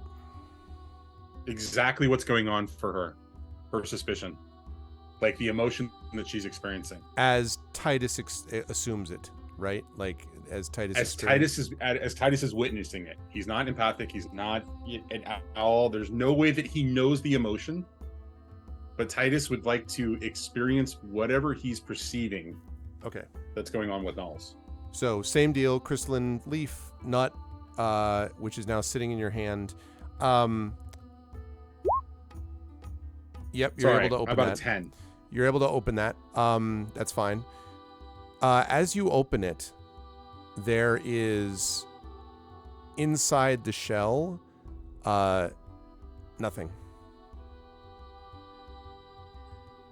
No smell, no see. scent, no, nothing. It's just an empty shell. Did it give off any smell before I opened it? It did not. See, now I think we're pushing the limits of this technology. It's obviously just meant to give you food. I will not eat more of the mushroom thing, but Nalik, you must also be aware. Where do you think they're going to get our food for tonight from? Yes, I have been pondering that as well. I was hoping maybe we could speak to Elu about this, and if she senses anything has changed about this place since she was last here. That's exactly what I was going to suggest, so we don't have these weird trees listening to us. No offense. And Draxus begins to walk off towards the pond. I'm trying to see if I have a Draxus, just let me say, as you're looking at that, Mhm. you all hear and you hear the sound of like slavering and the sound of like smashing, like crushing sound. And if you all look over, you can see that next to the thing on the ground is Gamork, and between his paws is a torn up piece of nut. And inside is whatever was inside that nut, some dark bits of liquid dripping from it, perhaps dark crimson. And when he sees you with a bunch of this like nut pieces and, you know, stuff falling out of, and like then just is continuing to. Well, if something bad happens, then you'll be the only one, Nalik. And Fob, wherever Fob has snuck off to. Bob may have actually eaten the shadows. That's true. Mhm. Every nut just has shadow in it and a bunch of daggers. Mhm. Yeah, so we walk to the pond. Okay. When you get to this pond, which is reflected, and actually just before I go on, it's a good place to pause and welcome everybody to day 19 of Expedition from the Mysterious Peaks. You are watching the amazing players of Johnny Pittman, Toya Kristen Finley, and Zach Clay. Kat Rambo is in Spain, and literally in Spain, but will be back with us next month for 2 sessions. We're going to be running for another hour, and this is sponsored by Alligator Alley Entertainment. If you like what you see, please follow the channel, and as a reminder, if you like the work that the players are doing, and you should, please make sure to cheer in chat using your Twitch cheer, because those bits are one that I will assemble and then distribute among the players. So we would love to see that. Never any obligation to do so, but if you're like, man, these people are great, how do I? That's how you do it. Okay, so as you walk down to the pond, the 4 of you again notice that the wood extends for a little bit, and then probably about 100 feet away or so from the house stops. So at that point, you can just get off and you're just walking on like normal grass, basically the grass of the lawn, as you are walking towards the pond. And as you get to the edge of the pond, you can see that Elu is just looking out at this pond with her face is sort of turned away from you, and you can't really tell what she's doing except that she's staring into the center, where in the middle of the pond is this extremely graceful looking, what looks almost like a swan, that's just sort of floating around the center of the pond. But as you look, you can see that what might normally, I should say swan is something which probably Titus and Draxus would not know as well. Nulls, you would have seen something like this or the equivalent of it on the planet before. But this one is a literally a darkened, you know, like black-winged swan. So the whole bird is actually black with sparkling threads among its wings, again looking very much as if it is of a piece with the lights that are flickering, you know, the reflected stuff above. But it is extraordinarily graceful, and every so often it extends one of its wings, and you can see as it extends its wings, just the light on the wings becomes brighter. And so it's almost as if it is as it raises its wings and lowers them, the lights shimmer in rhythm. So as if you're looking at like a blanket of stars on its wings, and then sort of like folds back to its body. And Elu is looking out at it silently, just staring.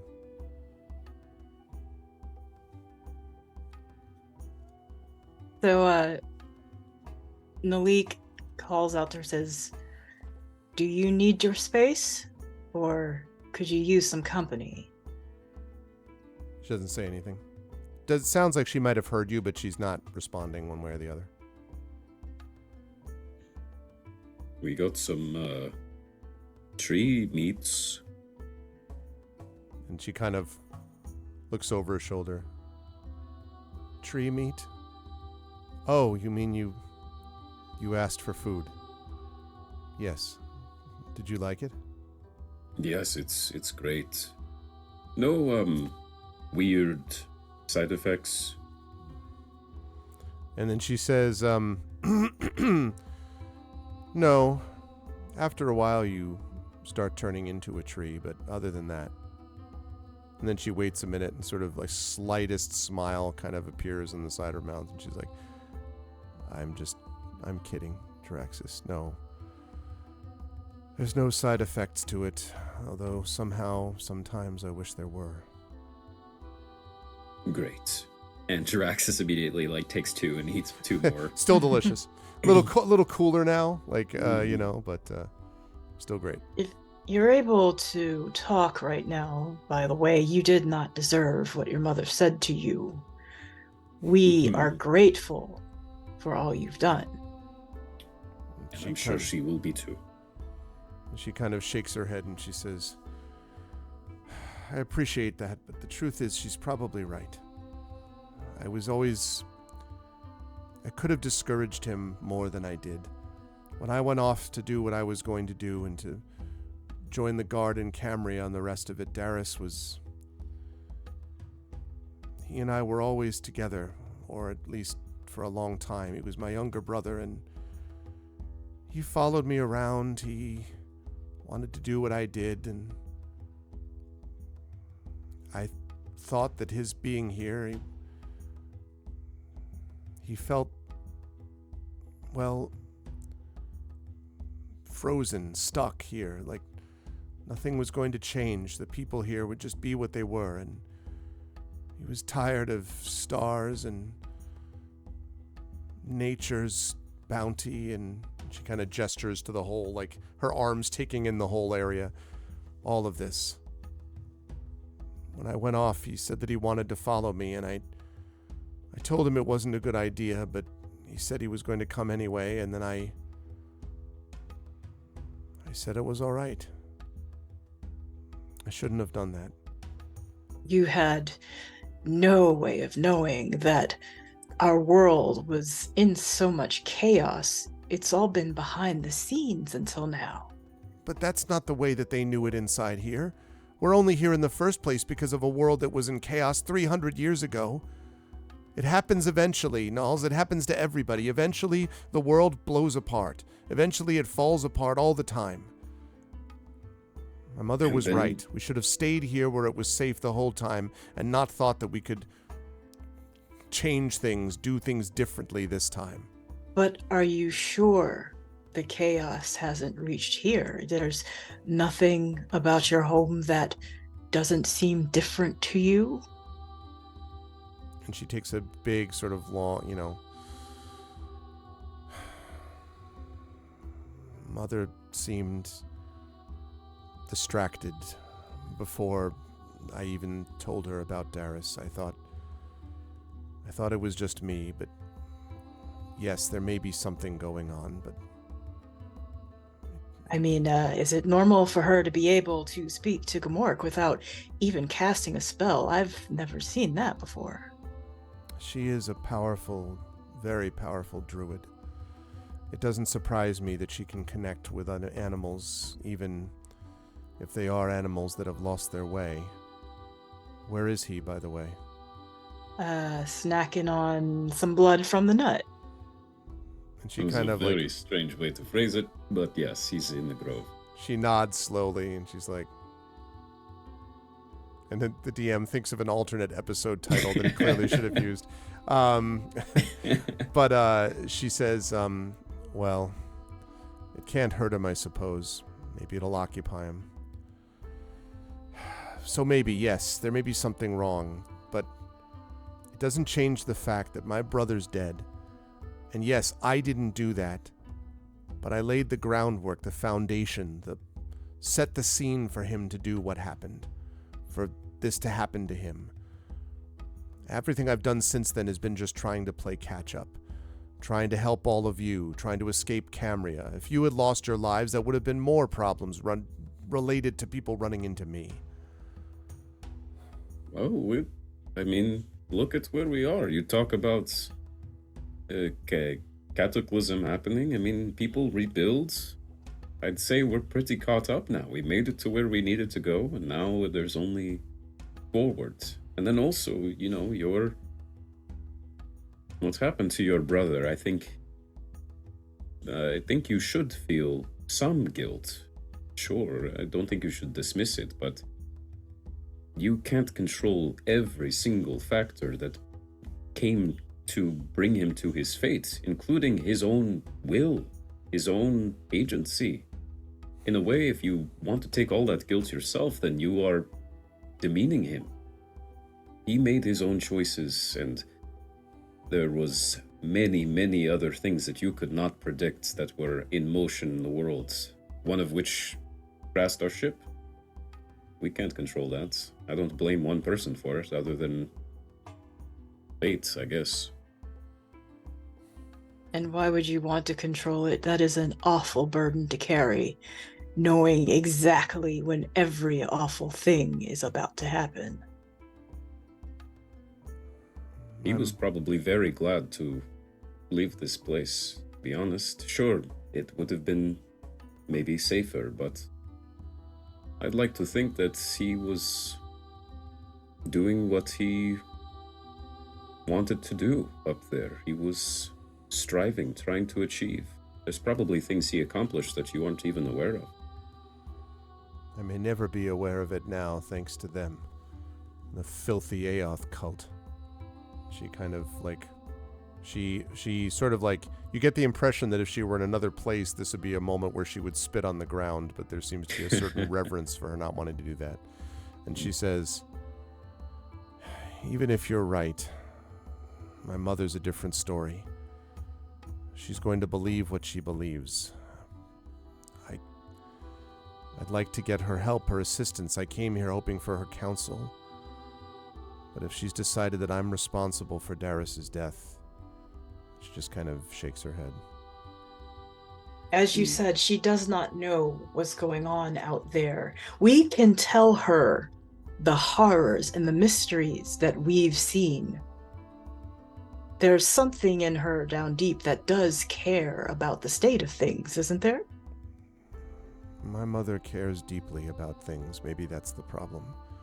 She's always cared too much. Well, I mean, she has to have noticed that Gamork is not a regular direwolf and that someone did that to him. As a druid, that should deeply concern her. That Right. someone is abominating nature.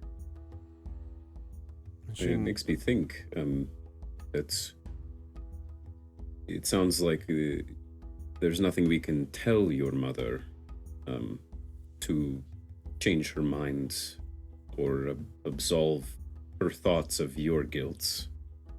But perhaps there is a way we can show her what happened, what will happen. and she goes, how? I think what Malik is saying is a start.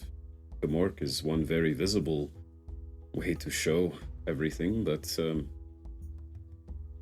well, I have the ability to create images. In fact, and I kind of tap my visor. I've been recording much of what's happened since we arrived She here, says, but I know. don't you remember what I told you? Be careful with the technology. Maybe My we mother don't is have to not gonna jump to wanna- that. My mother's not going to want to know about that. You can't convince her that there's an abomination technologically and do it by showing her what do you call those, a vid? There are memories that I have of the things I've seen. I was there when Darius died. I can show her that. And she kind of pauses and she takes this long, very sort of long, shuddering breath. And then she looks at you intensely, Knowles, and she says, I don't mean this the wrong way. But if you're using the death of my brother to advance what you all want. And she kind of trails off, but she's like gazing at you quite intensely, Nulls. Not hostilely yet, just intensely. Absolutely not. In fact, it may be able to help her grieve, to see his last moments. She didn't have that, but you did. And she kind of looks at you very slowly. I would like you to make a persuasion check for me, please, Nulls. I think you can do this at +2. And I would remind chat that we do have, I think I've got one more session too, counting Shire Adventures. So I do have 2 more sessions. But if anyone's got an inspiration that they wanted to throw our way, you could inspire Nulls for this check, if Nulls wishes.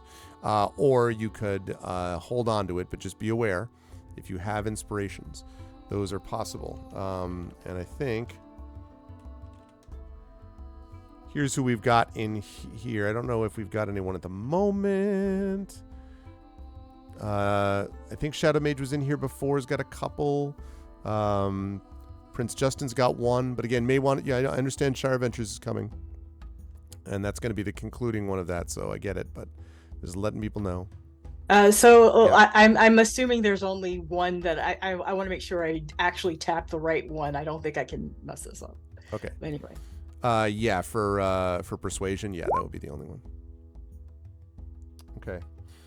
She sort of looks like long and deeply, and then, yes, you're right. I'm sorry, Nulls. I don't mean anything against you. I've never. She doesn't usually do what she did. She's always in control, my mother. She's always connected and grounded, and for her to yell at me like that, I'm just not used to it. I'm sorry. Are you sure that this is simply about Darius? Because I've sensed that something is off. If things are happening outside of this place, they could certainly be happening here too. She nods and she says, I think there's more going on than just Darius. But if you're thinking that she's been taken over or influenced, I don't think so. First of all, even if all of Celis were to fall, I can tell you my mother would be the last to go. Influencing her is not easy. She speaks with the 1,000-yard stare of someone who understands the difficulty of influencing her mother, she said.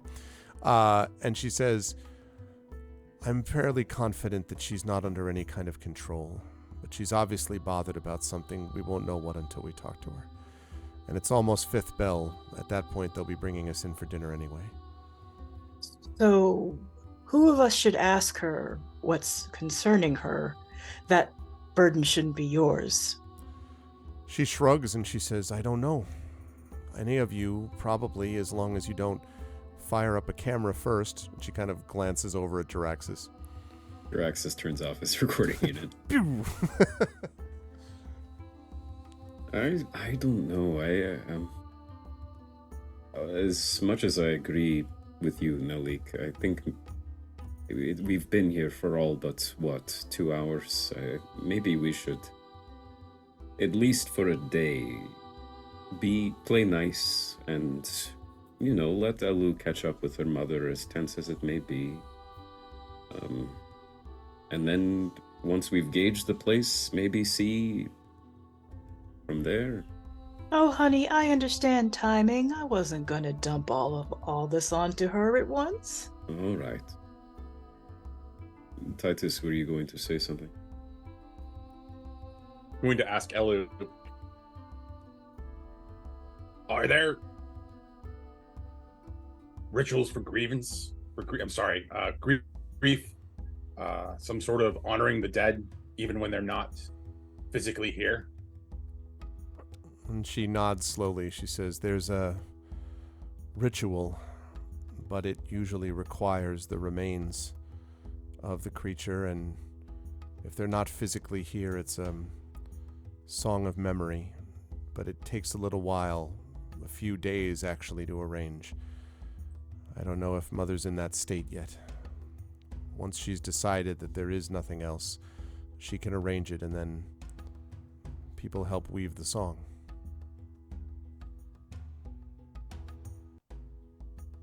Will this bring you and your mother together? Or will this ceremony split you apart? If there's one thing my mother and I could agree on, it's that we both loved Darius. And after Father disappeared, he was just the three of us. No, I don't think it would split us apart. Unless she's already decided that I am not worthy of her attention anymore. But if that's not true, I don't think the ceremony would do it. Then Titus will turn to both Nalik and Jaraxxus and say, let's wait until we get a sense of when this is going to happen. Mm-hmm. Grief rituals, their importance. Believe me, I've lost a lot of nibblings. And then Titus will kind of sort of step back and just kind of get introspective. All right, well, it is almost time for dinner, and As you say that, by the way, you feel the ground sort of, you don't hear a dong, but you feel kind of like a warm, like somewhere like a rumbling under the feet a little bit. It reminds you slightly, Nulls, maybe slightly uncomfortably, of the incident in the forest with the mushrooms, but only slightly, because the way that everything around pulses, you really feel the five bells, I think you would describe it. At which point you see Rel buzzing up from above the lawn, and all right, dinner is served. Lady Levia thinks that we should have it out in the gazebo, and so we've brought tables out there for you, and the food should be delicious. The trees have taken account of what it is that you liked, and they've combined those things together. And she kind of grins, and then like does a U-turn and heads back up to the gazebo. Jaraxxus turns to Titus and says, I hope you like a dinner of hot chocolate and Nalik's suspicion. And It does a body good. and Jaraxxus Suspicious starts miss. to walk Sorry. starts to walk towards the gazebo. Eyeing Jaraxxus, Titus reaches into his pack, pulls out another stick of jerky, and just goes crunch, and just starts chewing on the jerky. Okay. So if you make your way up to the gazebo, when you all get there, you can see that the gazebo has indeed been laid out. There is a great spread that's been put out for that. Yeah, bacon flavored ice cream. Exactly. It's going to go over super well with a bunch of vegetarians. And in the middle of this gazebo, there is a table, but you notice that the table itself is really what looks like an elevated tree trunk, which you know was not there the last time you were in this gazebo. And on it has been set this incredible series of plates. It looks very much like a... I'm going to use a description before. My wife and I actually really like Ethiopian food. And one of the things about Ethiopian food is that you often eat it, first of all, seated on the ground, cross-legged, and also using a particular kind of bread with which it's basically this huge kind of flat and flexible and doughy kind of bread that they put different piles of meat and vegetables and different things all on there, and then you literally just use the bread to like fold up the bread and scoop up what you want and eat it. So you don't use utensils, you use the bread to do it. It's delicious. As you get there, you can see that there is sort of an array of these things around the table in a similar fashion. Titus, there is what you would describe, there is indeed a small, not a mug, really kind of like a goblet, although it seems to be a wooden goblet, of what seems to be steaming chocolate smelling something or other. But there's also on your plate what you think might be kind of infused, sort of chocolate infused, maybe mole sauce almost, type of stuff that is layered and ladled over this kind of rice, sort of sticky rice ball, is the way I would describe it. That you, as you're sort of looking, you have certainly not seen anything like this before, but the flavoring, or at least the smell, seems somewhat familiar to you. Nulls, your version of this, your plate, actually I'll come to your plate last. Jaraxxus, your plate has a number of these, not cubes this time, but a number of different, what look like sort of definitely savory, but they're not just cubes. They are basically strips of different kinds, and they seem to be on little wooden sticks, almost like skewers or something like that. And they're definitely some kind of vegetable in nature, but they have this sort of texture that's very sort of a little bit chewy and stuff like that, and that has this sort of savory smell to it as you sit down. Fobbs' plate is covered in shadow. We have no idea what that is. And then Nulls' plate. Nulls, your plate, which is last, has nothing on it except one sort of piece of what looks almost like flatbread.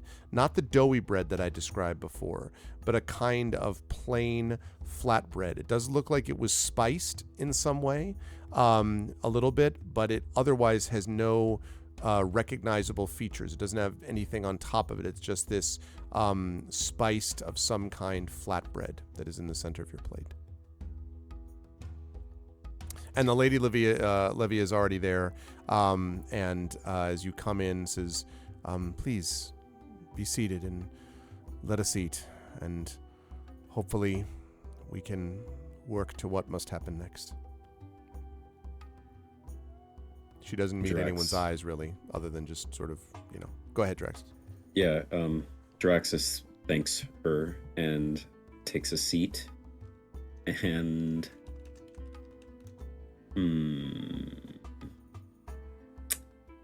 he picks up the utensils, or actually no, it's just skewers. He picks up a skewer, and he immediately brings it to his mouth, and then looks up and slowly lowers it and waits for everyone else to sit down.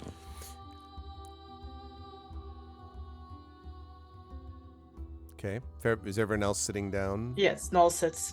Okay. Titus? Titus digs in. Titus is just Okay. assumes that that's the case, that they're offering us the food, just digs in. Okay. And there doesn't seem to be any objection. Nobody seems to be like, what? How dare you? So you are then able to eat Draxus. It is indeed delicious. Titus, it really is kind of like a series of like what to use an out-of-game example, it would taste a little bit like rice balls, but there's sort of like mushrooms are the protein for this, and it's got this kind of Mexican mole sauce sort of taste to it, which has itself a kind of chocolatey type of flavoring, if you've ever had mole sauce. So that's the thing. It's very, very good. I'll come to Nulls in a minute. Jaraxxus, the meat is indeed delicious and is also varied. So it's not just the same kind of meat. It's multiple different kinds of, and it clearly is not meat. It's just some kind of incredibly impressive vegetable substitute that seems a lot like it. Some kind of meat one way or the other. And Nulls, for you, the flatbread, well, actually I should ask, do you eat of the flatbread? I do take a bite of the flatbread. So Elu kind of calms some of those concerns. Yeah, when you eat the flatbread, there is this sort of this two experiences. The first is it's both crispy on the outside and inside is very the flatbread is actually, there is a little bit of a layer inside which is soft and actually sort of chewy and moist even. So the texture is really good, and when you bite into it, the second experience that you have is this experience of warmth. is the best way to describe it. Anyone out there who's ever had comfort food to me is partially comfort food because as you're eating it, you just feel like this is where I belong, right? It's not one of those like super fancy restaurant things that like $7 million a plate and it's like, this large and like, this is the secretions of the Nick bug. And you're like, that's great. Right. Like this is food that you're just like, outstanding. Now I'm going to just have, and also it's comfort food because you know that you will be satiated by the time you're done with it. Like no one will go hungry when you're eating comfort food. So I got Jiraxis's scrambled eggs is what you're saying. Scrambled eggs, please. Scrambled eggs. All one word. Yeah, it's very, very good. And everyone is eating the same time. In fact, there is even a place that has been set, not at the table, but near the table for Gamork. And you notice that Gamork has A, not objected to this, and B, doesn't like complain about anything or growl about it. He's just lying there eating away at whatever it is that they've given him nearby. And you get the impression this is not, okay, he's a wolf, so he's an animal and he doesn't get to eat with us. It's more like this is where he feels more comfortable, if you had to guess, just based on the way he's reacting. Mm-hmm. And so he's eating away. And after a little bit, Levia says, well, besides all of the other unpleasantness, I'm curious as to why it is that what must be done. And she's sort of halting a little bit and then, Elu, what has happened? Why have you come? And so Elu explains the whole thing, after the business with Darius. She says, Mother, the Primarch is not... They cannot be in his right mind, or he would not do this. Aoth, the light of Aoth has taken over somehow, and they are pursuing us, and we came to seek your counsel.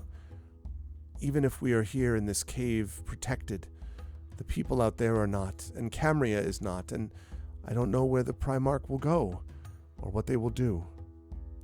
And Levia sort of nods thoughtfully, and then she looks at all of you and she says, and all of you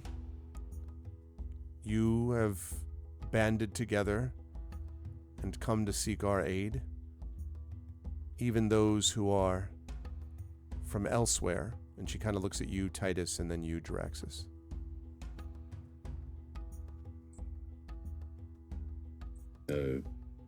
As I'm chewing a hefty piece of mushroom from the skewer, super good. Of course.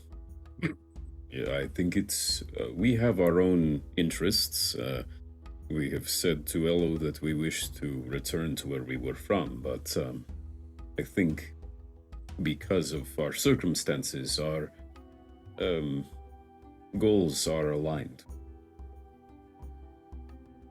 And she nods. Go ahead, Titus. Titus will speak up and say, I'm here to help. I've seen so many people suffer, and it's clear there's suffering here. Didn't ask to come, but here to help. She kind of looks, and she looks at you very, very closely with this kind of intense gaze, Titus. It reminds you a little bit of the intense gaze with which Nals was fixed by Elu earlier on today. And you're again reminded, as you see it, every so often Levia does something where you can see Elu in her. There's no question they're related, not just because of like, oh, they look like each other, but just mannerisms. There are things that she does that you're like, yep, I've seen that before. And she looks at you and then looks at Jiraxis, and she says, what you were asking about, this fight is not yours, and yet you wish to help our planet, our people. There are more than one type of people here, you realize. Even the people on this planet are locked in disagreement with each other. Generally, I try to ally myself with people who aren't terrorists, I suppose. And although we weren't present for what happened in that city, I think what the Primarch has done, very few people of this planet would find acceptable. And she looks at Elu and she says, how much have you told them about the way things work here?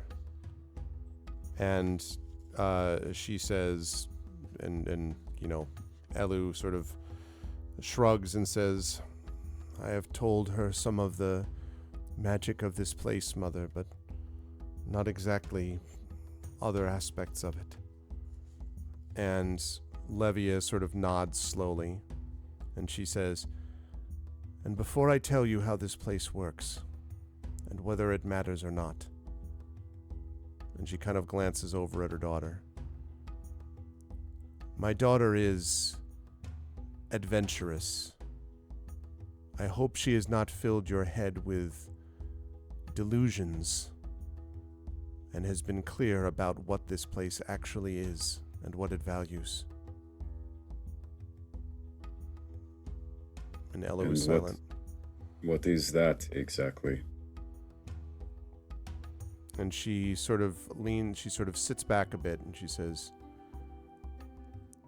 your Primarch is not the only one. We here have Primarchs too. They are the ones who control and run, I should not say control, but rule over our people. They are extraordinarily powerful and wise, but they are not easily accessible. They must be petitioned for aid. And if it is true that the Primarch of your Camria, she kind of glances over at Elu. When she says your, like, you get the impression like the Primarch of your Camria has been corrupted or co-opted. I do not know what our Primarchs would do about it.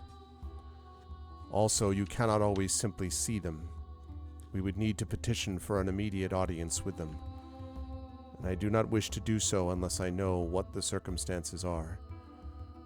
We are awash in our own troubles. And she kind of trails off. And Elu says, well, Mother, what are the troubles? And Levia says, why should that matter to you, daughter? Your troubles are with the world above, are they not?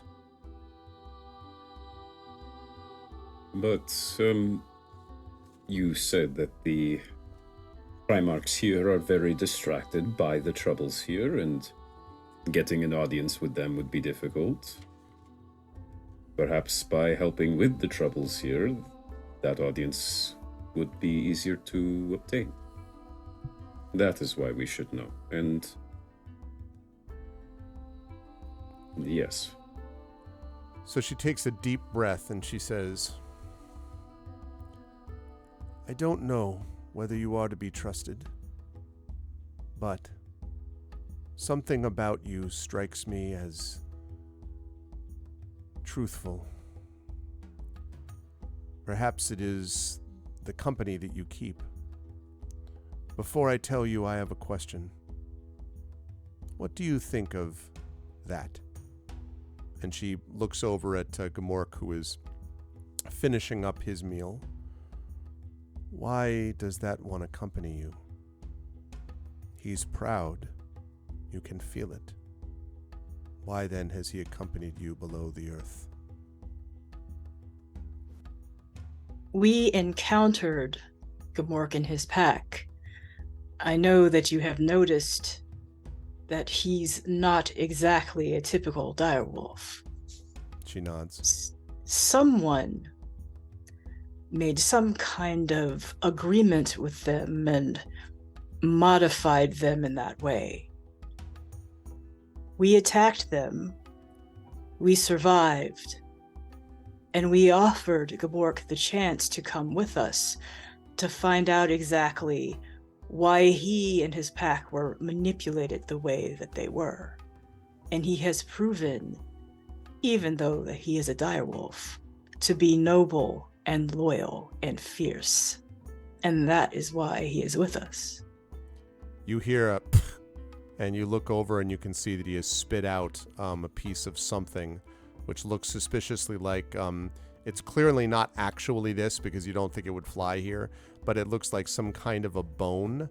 And if you had to guess, it's maybe like something which looks like a bone, right? You know, something along those lines. Some white mushroom or Exactly. something. And he kind of growls. And she nods slowly and she says, "But your people fear these, don't they? Do they not hunt them, fly from them, trap them, kill them, eat their flesh even if it suits them?" Well, some do, but that's not us. He would not be here if that were the case. However, you speak for them too, do you not, these people? You wish to help all of them, not just yourselves. Do you agree with everyone that lives in your city here? And she says, "Your question is clever, but irrelevant since I am questioning you." Well, then I will answer the question that I asked you, which is, of course, we don't agree with everyone up there on the surface. But if a danger comes to them, one that is egregious and cruel and overwhelming, then I think, even if we may disagree about fundamental aspects of our cultures, the preservation of life is most important. So if this one here, and again she looks back at Gamork, if this one here were in danger, if his life was at risk, would you protect him, even though he has been alienated from your people? He's our friend and our comrade, so of course. I would like a persuasion check, and I'll let any one of the three of you do it. I won't tell you what the bonus is until you tell me which one of you is going to try, because it'll be It different. looked like Titus was going to say something. too, that- Titus can feel free to do so. Also, Nalik made the same point that Titus was. okay. So then, which one So, of yeah, which it's one not- would like to I think fob from the Nalik- shadows? I think. Yeah, I think Nalik should do it. Okay, so my persuasion is +4. Is anybody I'm the same. not? You're good. Okay, here we go. So your bonus to this, Nulls, is going to be +3, so plus Okay. 7 total. Woo! What? Okay. Yeah. Okay, so 12. And then plus the 3, so 12. She sort of pauses and looks for a long time, and then she says, "Well, Elu, it appears you've chosen your friends well. I am glad that you have not forgotten that skill, at least."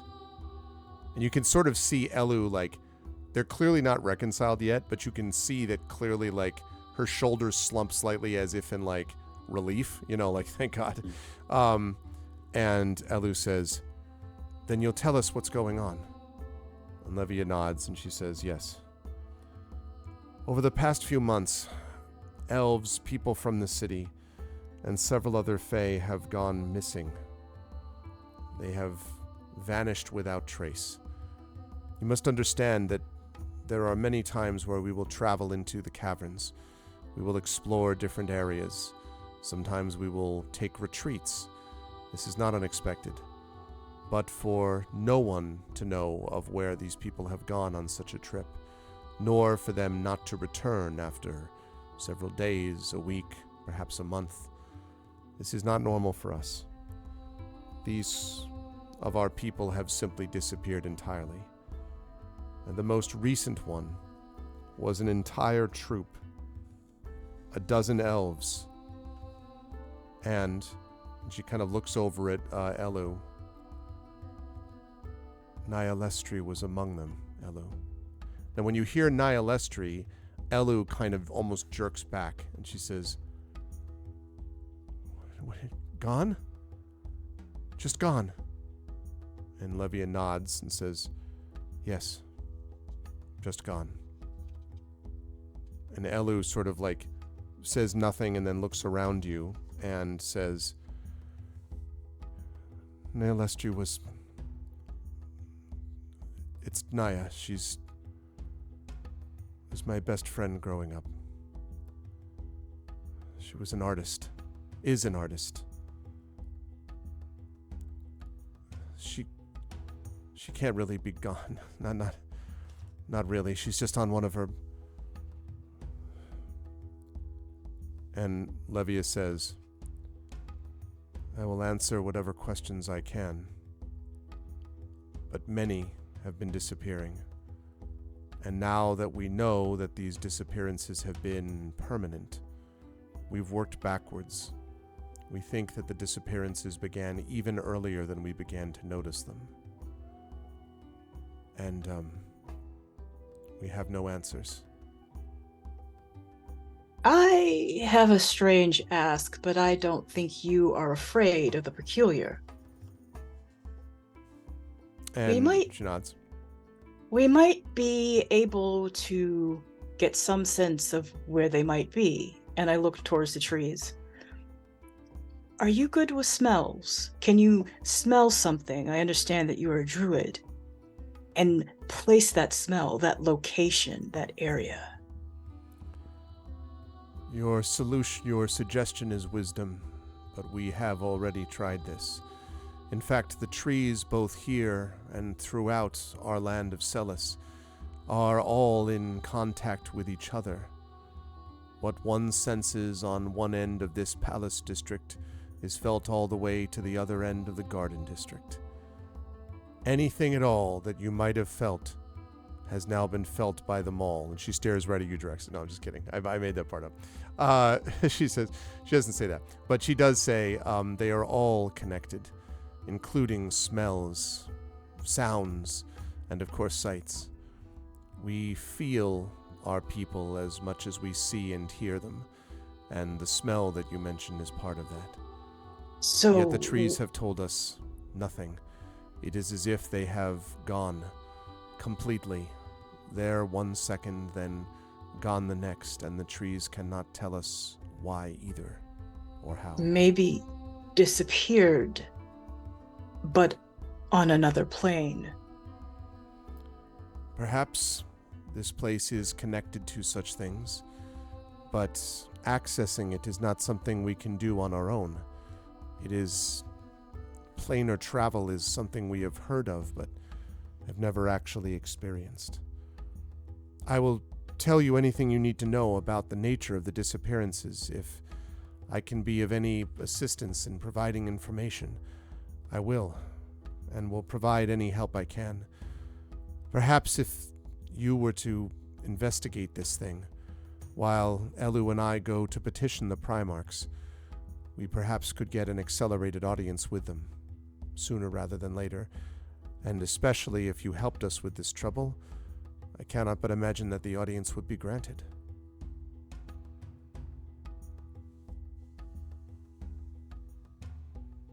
All right. Well, sounds like something that we could do. I suppose, have they been disappearing down a specific set of tunnels or cave or the location? The earliest reports began from the Gardens district, although reports from other districts soon followed. And as I say, the most recent one happened with the Palace district. That's where we are now. And that was where Nyalestri and the other elves that she was with disappeared. Most of them have been Twilight elves, but there is no particular pattern, other than it starting in one place and most recently appearing here. There have been other disappearances back in the Garden District, and then more disappearances here and in other places. They seem to be happening at random.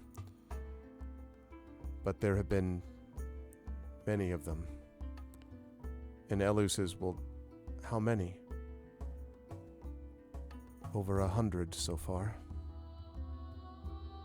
And Elu's like eyes widen a little bit. Are they doing something in particular when they disappear? Is it just, has anyone witnessed the disappearances? No. No one has ever seen them disappear.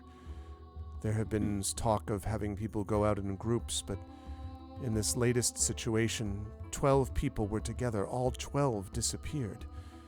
We cannot have entire armies going from one place to the next. The people must have a way to travel, and there is meditation that must be done as well. They have disappeared in small groups and large, but no one has ever seen it happen.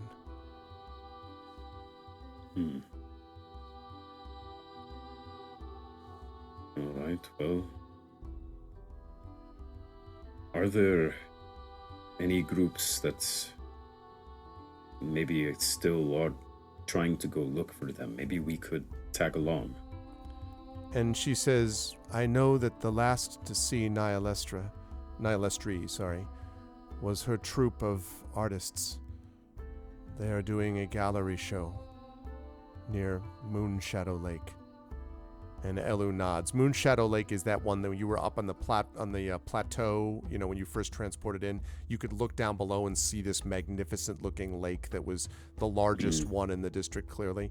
Apparently that's the lake that they're talking about. And there is this troupe of artists doing an outdoor installation, basically this gallery show near Moonshadow Lake. And she says they were the last to see her, and they have not all disappeared. Perhaps that is something. Other than that, there are multiple places you could go. Their home or troop, you could ask the people.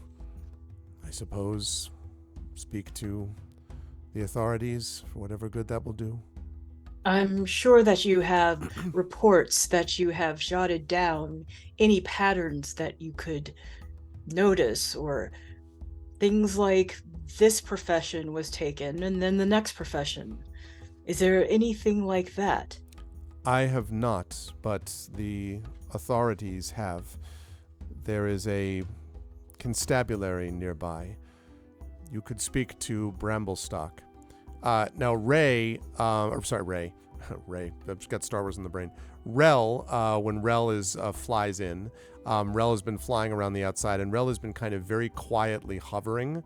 And in fact, Titus, sort of, you're a little bit startled maybe because Rel's kind of like, bzz, like makes this sudden noise when she hears the sound of Bramblestalk.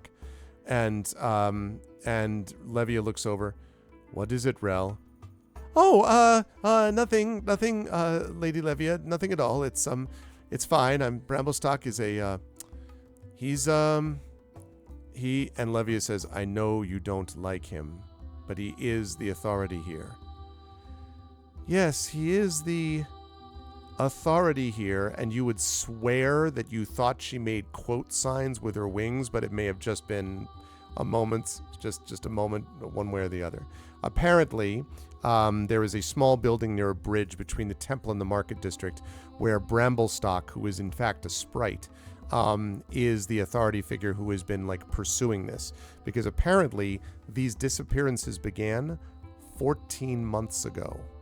But they didn't put it all together until about, 4 or 5 months ago when they started saying, like, wait a minute, what's going on? Because none of these others were coming back. Okay. Bramblestalk at the constabulary. Yes. Got it.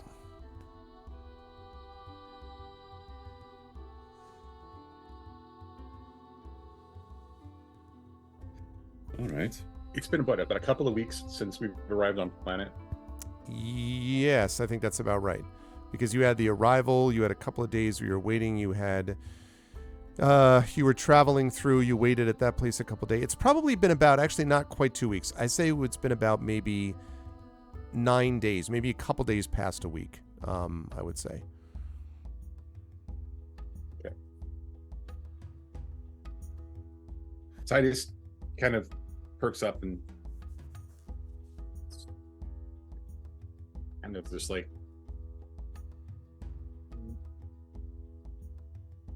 what? Was there anything significant about the date? A solstice of some kind 14 months ago? Is there something in the natural order of things that is regularly tracked, checked, acknowledged, celebrated? Weird. And she thinks about that for a bit, and then says, "No, I don't believe so. There are various rituals that happen throughout the course of the cycles, but nothing in particular that has happened 14 months ago.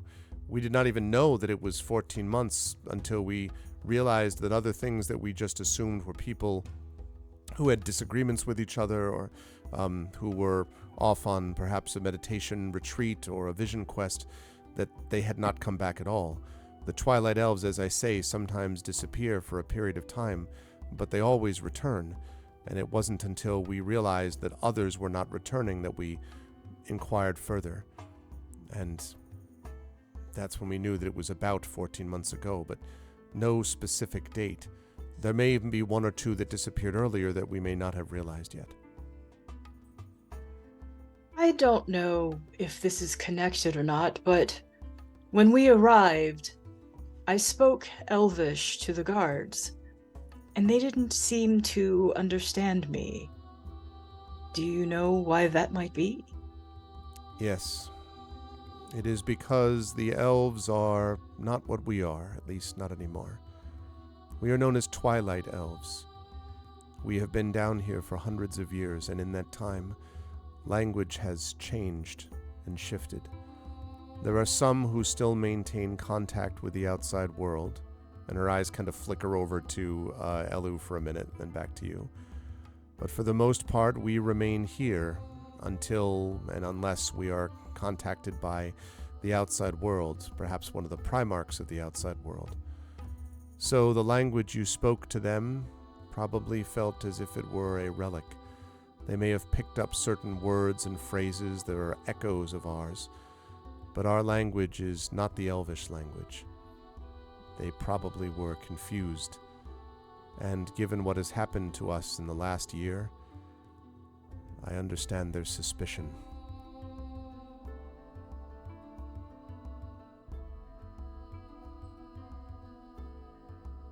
All right. Well, this is great. Gives us a sense of direction, a reason to meet new people, acquaint ourselves. What's for dessert?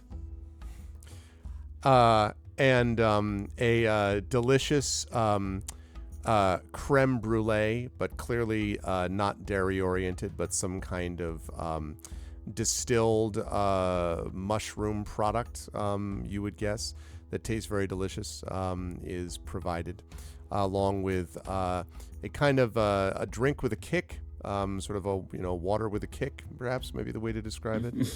Yeah, almond milk. Yeah, clearly. Oat milk, maybe. And when the meal is concluded, Levia rises and says, "Well, my daughter and I in the morning will head to petition the Primarchs for an immediate audience. In the meantime, perhaps you could get started at the investigating and finding things out from the elves, the Twilight Elves of my people, and see what you can find. It is true that this has terribly distracted our people. If you could solve this problem, I cannot imagine but that they would speed any aid they could to you, and I will attempt to push as much as I can. I have my own reasons for wanting your Primarch brought to justice." And she kind of, you can see the little set of her jaw that indicates that she's angry again. And just as you are about to sort of, head off, or, to like head off for the evening to your guest home, she says, "Rel, you can see to the needs of our guests, please. And if I do not see you tomorrow morning, there will be food here in the gazebo for you again. But if I do not see you, then accept my thanks and my welcome." This is a place of hospitality, even if it is at the moment a sadly suppressed one.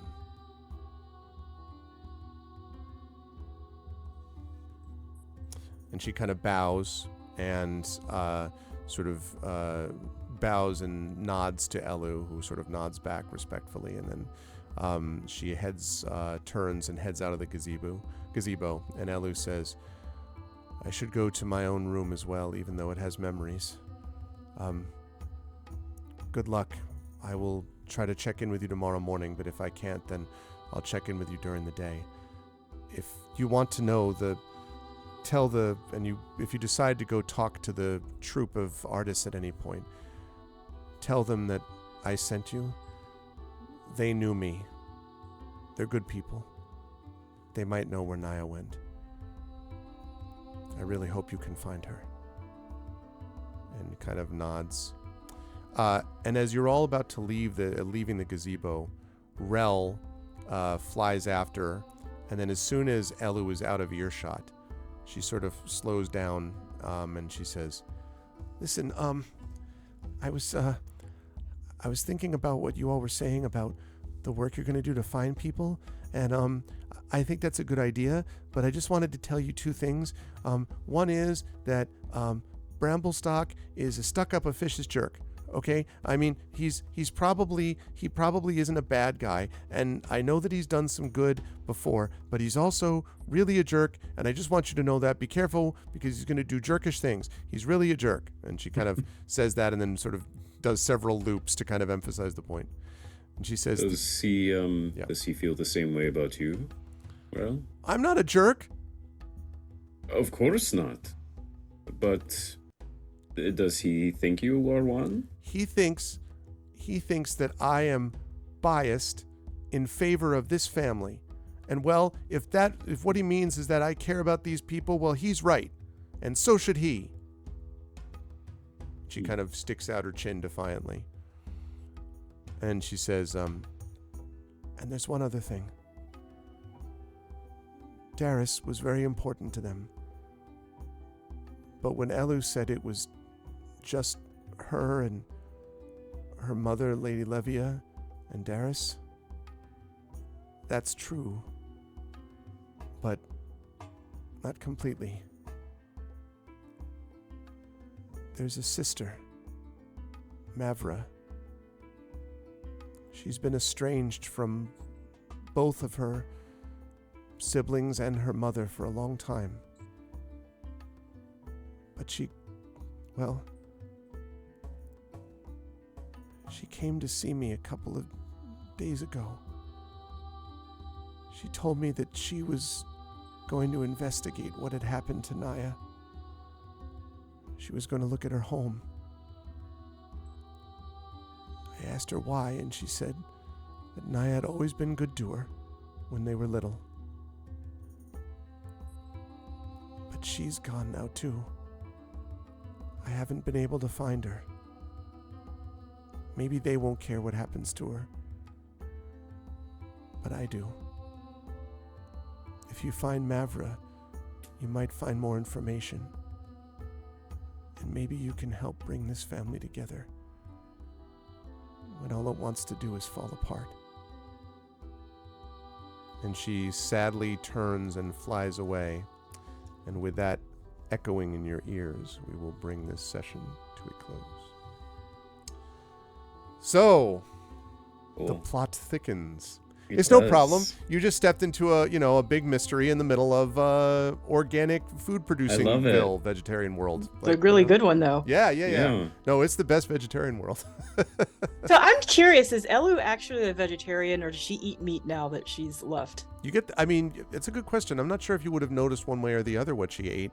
You never heard her talking about, like, make sure that I only have certain kinds of foods. She may have adapted, when in Rome, right? She may have adapted to the needs to the others. Mhm. But yeah. This is a lot of fun, y'all. I'm actually Yeah. very excited to see how you folks are going to conduct this, because it's going to be a straight up, like find the lost, investigation. And having you do this while you're also wandering through this kind of like wildly strange world and everything is going to be cool. So I'm very excited for that. Also, very good work on dealing with the subject. I will reveal to chat that I did ask before whether the players were okay with the subject of dealing with grief and loss, because that can be difficult to roleplay, and they did very well with it, as I expected they would. Obviously, there may be other elements to that too, but we'll see. She eats Soylent Green. Listen, Drew, all right? Listen. Spoilers. No, I'm just kidding. No, she's not a cannibal as far as we know. But yes, having said all that, so they handled it well, and I hope that folks enjoyed watching as they were pursuing this subject of how you deal with loss of that kind. So I will start bottom, sort of in reverse order as I usually do. Zach, I'll start with you. I love, the idea that Jaraxxus is, first of all, fascinated by this, trying to figure out the technology of it, even when they're kind of like, Ixnay on the roan dray, like try to cut down on everything.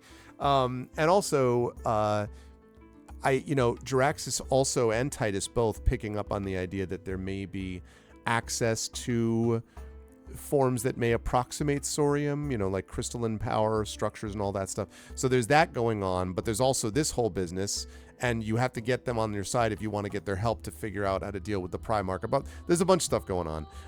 But I think Jaraxxus also has this other vision of it because of the sort of technological impact, even focusing more on that, because Titus focused a lot on the loss, and I'll come to that when I get to Johnny. But for Jaraxxus, a lot of it was, I think, focusing on how all of this miraculous stuff is being done, and what is a society like this going to value? Like, how would a society like this go wrong? Like, what would that look like? Because that may be part of what Jaraxxus is doing and exploring it. So I'm curious to see how that progresses. How did you feel? Thank you very much for that reminder, Triffid. How did you feel about today's session and stuff like that? And where will the fine folks find you next? Very, very interesting. It's always cool entering a new strange location that hasn't been seen before or experienced before for our characters. And this is, I think, the first time that I've ever played a character that was served delicious food from a tree. So that was cool. And yeah, no, I'm curious to see how this all pans out, heading down to a city that seems on the surface to be a paradise, but as we've very quickly learned, there's a lot of things hiding underneath that surface. And I like also the hooks that have been set up, as far as like, now there's a secret sister, and the artists, and the constabulary, where the constable can be found. Your boy Bramblestock waiting there. Yeah, your boy Bramblestock, which Jaraxxus is 100% shipping Bramblestock and Rel. There's got to be some bad history there.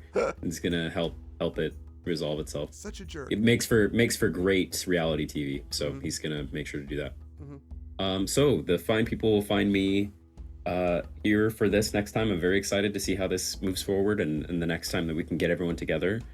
You'll also find me for our vocalists, where our next session will be the infamous once a year Christmas Carol episode with probably one of the largest Our Vocalist casts ever. And that's going to be a lot of fun. Really looking forward to that. And then on my own channel and on my own social medias, which are in the abundantly impressed links in chat that you'll find. I'm sure if you're watching, you're already very familiar with the things that I do. So that's about it for me now. Very glad to disappear into some story for a while. I'm excited to have you as a part of it. Thank you, Zach. I'm looking forward to all that. Yeah, famous, probably not infamous, because it's never ended in disaster. I think we were talking about the famous part of things. Forgive my English. Shadow Mage was like, infamous. I was like, yeah, no, I knew that. Also infamous. And yeah, I do want to just quickly call that out very briefly, Drew, because I think it's important to note this. The safety tool thing. So I don't use every safety tool, and there's reasons why I don't use every single one, and I don't need to get into that now. That subject for a future later discussion. But I always do try to use now lines and veils, and when things come up throughout the course of adventure, I try to highlight those. And the reason I do that, I did not always do that, honestly, and a lot of it is because I always knew that I had myself very careful filters put in place. What I have come to learn is that that's not enough. I've never actually run into trouble where I've gone into something that was harmful and offensive, but I've gone to places where it could, if I were not careful, have gone that way, and I don't want to like even take a risk that I didn't mean to, like, so for example, in the Esper Genesis campaign, there was a lot of stuff that came up, especially later in the campaign, about control, about the long winter, and about like, creatures that took over and stuff like that. And I had this discussion with both Zach and Kat about those things that came up. Not that they were like, you did something that you shouldn't have done, but that it was sort of like, hey, just be aware that this is a thing. And I was like, yeah, I need to be careful about front loading that as I do it, so that I never run into a mistake that other people could run into. So I do want to encourage folks who are watching that are interested in DMing and GMing to do the same thing. It does not shut down discussion. It does not cut down the ability to deal with very serious and major topics. What it does is build trust between players and GM, and what it does is mean that the whole place becomes a safe space within which you can play out very sometimes difficult moments, and you can do that knowing that everyone is on board with the same thing. So I do want to encourage the use of those safety tools, even for starting GMs and DMs who may be like, yeah, but I won't run into that yet. You don't know, and that's why you sort of try to set these things up ahead of time, especially before the campaign begins, but then with regular check-in sessions during the course of it. So sorry to stop the outro, but I just wanted to highlight that because that is, I think, important for other people who are watching. So thank you, Zach. And and I do have to step away, but I can leave my camera on. Yeah, no problem. So Please thank you, everyone. Go ahead, do that. And I'll see you next time. See you soon, Zach. Thanks. Okay, so Kat, of course, will be back with us, as I said, in Spain. Buy all of Kat's books. Kat's awesome, and we'll be back with us next month with more stuff from Fob, who silently was in the shadows today. Moving right on up to Toya. Toya, again, lovely stuff from Nulls. Always love the role-playing work that is done. I think the telepathy thing is going to be something which will be definitely useful for Nalik as time goes on. But also the sense of, I love the idea of asking the trees for stuff that's beyond just the food, and the trees trying to provide you the best version of food answer to your questions, right? Like it's because they're not designed to be like, oh, sure, here's the answer to XYZ, but they're in the same kind of ballpark, which I'm sure is what you were imagining, that gave you some sort of things to work with. And so I think that all kind of fits this general sense of insight, prophecy, like seeing below the surface that I think Nulls often picks up on. And sometimes something can feel alien and strange and not be threatening, right? But it's you need to figure out which is which, honestly. And so that's part of what Nulls is going to be doing, I imagine, in the process of working through this. So I am excited to see how that plays out. How'd you feel about today's session? Where will the lovely folks find you next? I like those trees a whole lot. I might use them some more. Who knows? But and there was deception going on. It wasn't malicious, but it was just that Levia did not trust them yet. Right, so right.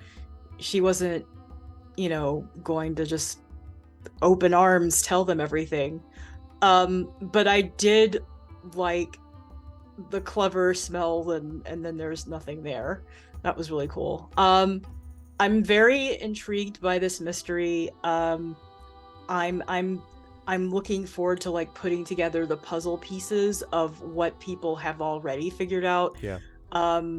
It feels very should I say like video game-ish in a way, to be able to put, but with multiple people where we're talking through clues and things like that. So that's exciting for me. I'm also very curious about this history between Bramblestalk and Rel, and what I picked up on is like she doesn't think that Bramblestalk honors this particular family the way that he should, which could reveal some things about how the other Twilight Elves feel about this particular family. So that'll be interesting. And also, I'm all up for finding Mavra. So, yes, where will I be? Here next time we do this.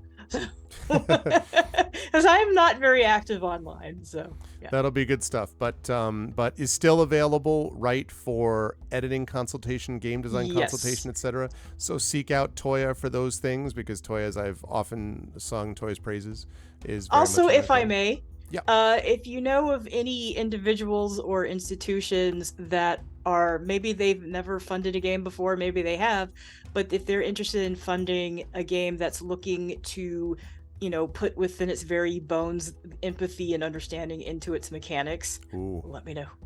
Hey, listen, I like the sound of that. God knows we need more of that. You know what strikes me? This is just I literally just thought of this just now, is also doing this in connection with, I'll explain why I'm saying this. So the Department of Equity and Inclusion at St. John's, where I teach, has been doing a bunch of training about various, like, for people on personnel and budget committees that might be doing hiring, about unconscious biases and stuff like that, whatever. But one of the big things that their focal point on that is this idea of work with empathetic understanding, which is stuff that is not academics usually, get a lot of people talking to them about. And it struck me that that's the kind of thing that something like this fits into that description. So it just struck me. I'm not saying that it is an equity inclusion thing. It's a game separate from that, but also is picking up on the same things that I noticed when I went through this training. So for what that's worth, I'm putting that out there. That's very cool. Anyway, thank you, Toya. Great stuff today, as always. Also great stuff. Yeah, exactly. Have to get a key to open a locker to get a crest to put in a fountain. Exactly. And then there'll be an old man with a bottle, and there will be a note in the bottle. But thanks, Toya. And last but certainly not least, Johnny, on several occasions, I really I have to say, Titus is growing into this extraordinarily likable, anti, oh God, why did I forget his name again? Who's the emperor in, somebody help me in chatter here, in Farscape? Who's the Muppet emperor? Rigel. Thank you. Rigel. He's becoming like this anti-Rigel in this very positive way. He's seen a lot of stuff. He's done a lot of things. He really just wants to help people. All this stuff made me tear up a little bit, honestly, about I've lost all these nibblings. And it was just Titus saying it, but you're just like, man, hundreds of years of loss, and what he's had to go through. That really was cool. And I really like the way that Titus is coming together as a character in that regard. And also, I didn't know how Titus was going to handle the situation with, everyone was trying to figure out, as Knowles was as well, how do I both help Elu, but also not piss off and make problems with, Levia and all that stuff. So there was a lot of that, I think, going on. And I think Titus was also addressing that by going directly to Levia and being we're honored to be here and blah, blah, blah, blah. And trying to figure out how to honor that loss. So I really like that development. And I don't know if you imagined that all the time for Titus, but it seems that that's the direction that he's going, which I think has been a really neat thing that I might not have expected as an evolution of his character. How did you feel about today's session? Where will the fine folks find you next? So Titus has always been a family man at his core. So the things that are going on here, like the tragedy and loss of a child, would be something that he would very much tune into and be a part of. But also he's had a fair bit of experience, and so going into sketchy situations. So diplomacy is also one of the things that he rarely gets to use, but would think about first when he doesn't understand the culture and there's tragedy or grief going on in the situation. So yeah, that's always something that I think the character has had there, although getting a chance to flex it is rare given where we've been and what we've been doing so far. So this was kind of fun. I'm really intrigued. I'm really sorry that I missed last session because all the details about this place just keep popping up randomly in the dialogue and the descriptions. Oh, by the way, and I'm where the hell did we go? What the hell are we doing? Why are we, what? We're underground? What? We're this? What? Okay. It's what happens, man. It's a magical place. FOMO. Don't miss totally. Or FOMO. Yeah. Right. Exactly. So yeah, great time. Really appreciate the way that this game got played. I'm curious as to what's going to happen when Fob gets here and has her own things to say about the situation. But otherwise, me, one of the places you'll find me next is here next month when we do. I think we're going to try for 2 sessions. Yes, that's my hope. That's my plan. That's the general plan. So you'll find me there. You may see me at PAX if you're wandering around PAX. That's in a couple of weeks. And you will see me intermittently. I'm doing some test streams on my own channel. And I'm not only doing that on Twitch, I'm also doing that on YouTube as well. So you might get a notification. Might pop up. But there will start to be scheduled broadcasts. So there will be an official sort of like a weekly thing starting in December, probably late night. The idea I have is a little bit unconventional and fun, so we're going to try something a little bit different. And then over the next couple of weeks, you might see the stream pop up. So stop by and say hello if you do. That's good stuff. That's Thank you very much, Johnny. And I'll also say, by the way, because I really want to see Titus and all the other characters rendered, I will continue to follow up with. I know. I'm not me this time, I man. know. I It's get not it. I me. get it. It's not me this No, time. all I'm saying is make sure to follow up when you get a chance. Only because you reminded me that I'm like I Yeah, I really will. want to see the new version of Titus. I hope maybe at PAX you're able to see. Thank you for Thank the you, cheer Dragon very Spear. much, Dragon Spear. I'll add that to the list. Thank you, Dragon. Like at PAX or something like that, some custom puppet or something, for Titus, because the paper is both charming, but I would love to see like just what, I don't know, maybe because I'm thinking about Rigel, so now I just want a reverse Rigel Muppet, basically. That would be right. Yeah. That would be pretty epic. Oh, and just a note for later, we're about to go on a long rest because we haven't had one in a while. You were going to get a long rest in a really awesome, huge cabin house where the trees listen to you. It'll be great. Cool. It's going to be good times. So yes, you're definitely going to do that. Chat, can we get? Thank you, Johnny. Good stuff. Can't wait for next month. Chat, can we get some love for the amazing players of the expedition from Mysterious Peaks that included tonight Johnny Pittman, Toya Kristen Finley, and Zach Clay. Cat Rambo returning next month. Thank you, players. Wonderful work. I will see you folks next month. Bye for now. Bye, everybody. Alrighty. Really enjoy that crew. I enjoy that crew also because just the world is so wild and crazy that like I'm just like, man, I love exploring the world with them and I love their reactions. Like the whole business where I'm doing all this stuff and they're just like, and they're going with it. I mean, they're not just like, oh, what's the weirdness here? I mean, they're just like, they're embracing the idea. And I love that feeling. And that, of course, is a tribute to the design work of Rich Lescouflair and the folks at Alligator Alley and the whole group as a whole and how that all playing has happened. So they're doing that too.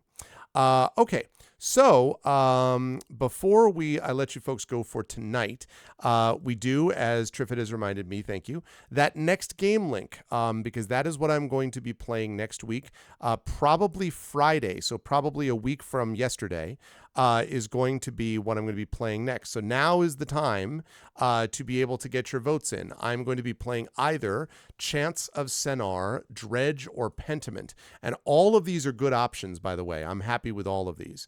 Dredge, Chants of Sennaar, and Pentiment are all really neat. Dredge is kind of a exploration, vaguely Cthulhian fishing type of thing. It's a little bit like Sunless Sea. It's in that ballpark, I think. Pentiment is an RPG from Obsidian, actually, but it's based on like illuminated manuscripts and monks and stuff. That's very cool. That's a game that I sort of saw a little while ago, and Obsidian makes good stuff. So I think that's going to be cool.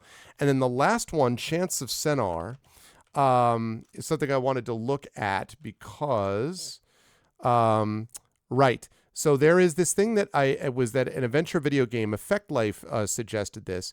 And the idea is that it's basically you solve puzzles and mini games to be able to translate fictional languages, because you go through this tower with a bunch of people who speak fictional languages and you have to translate it through experimentations and puzzles. And a notebook helps you translate words by showing like the context clues and nonverbal communication and stuff like that. So it's all pretty slick, I think. Like it's all pretty neat.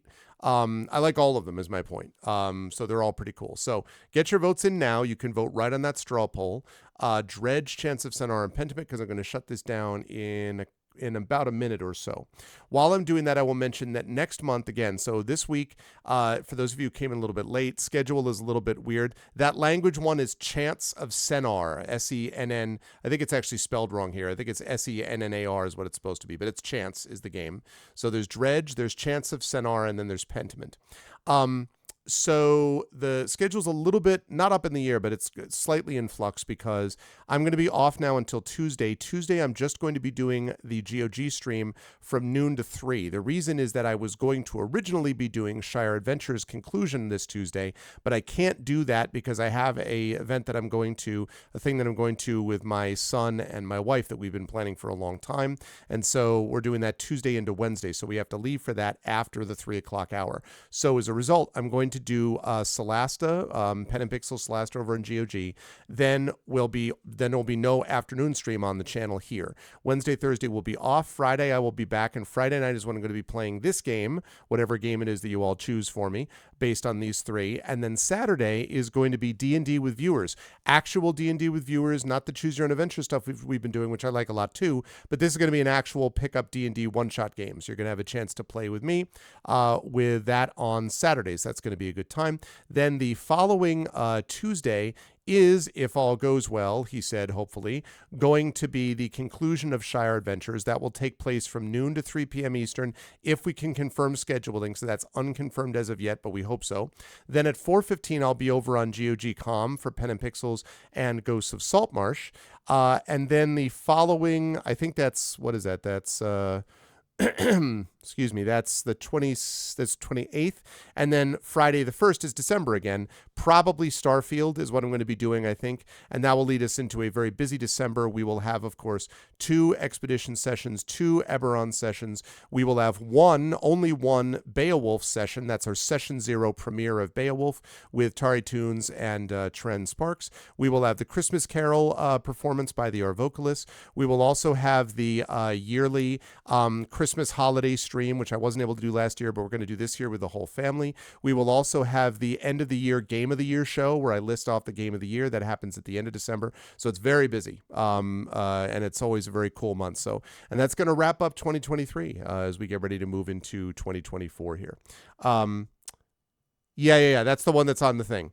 Yep. So Dredge, Chants of Sennaar, and Pentiment. So there we go. All right, so last chance, chat. Last chance. Very close here. Dredge is at 6 votes. Chants of Sennaar is at 5 votes. Pentiment is at 3 votes. Very close. So let's see if anyone else wants to jump in at the last moment here. If there's anyone else who wants to jump in and get their vote in, now is the time. Now is the time. Now is the time. Going once. Going twice.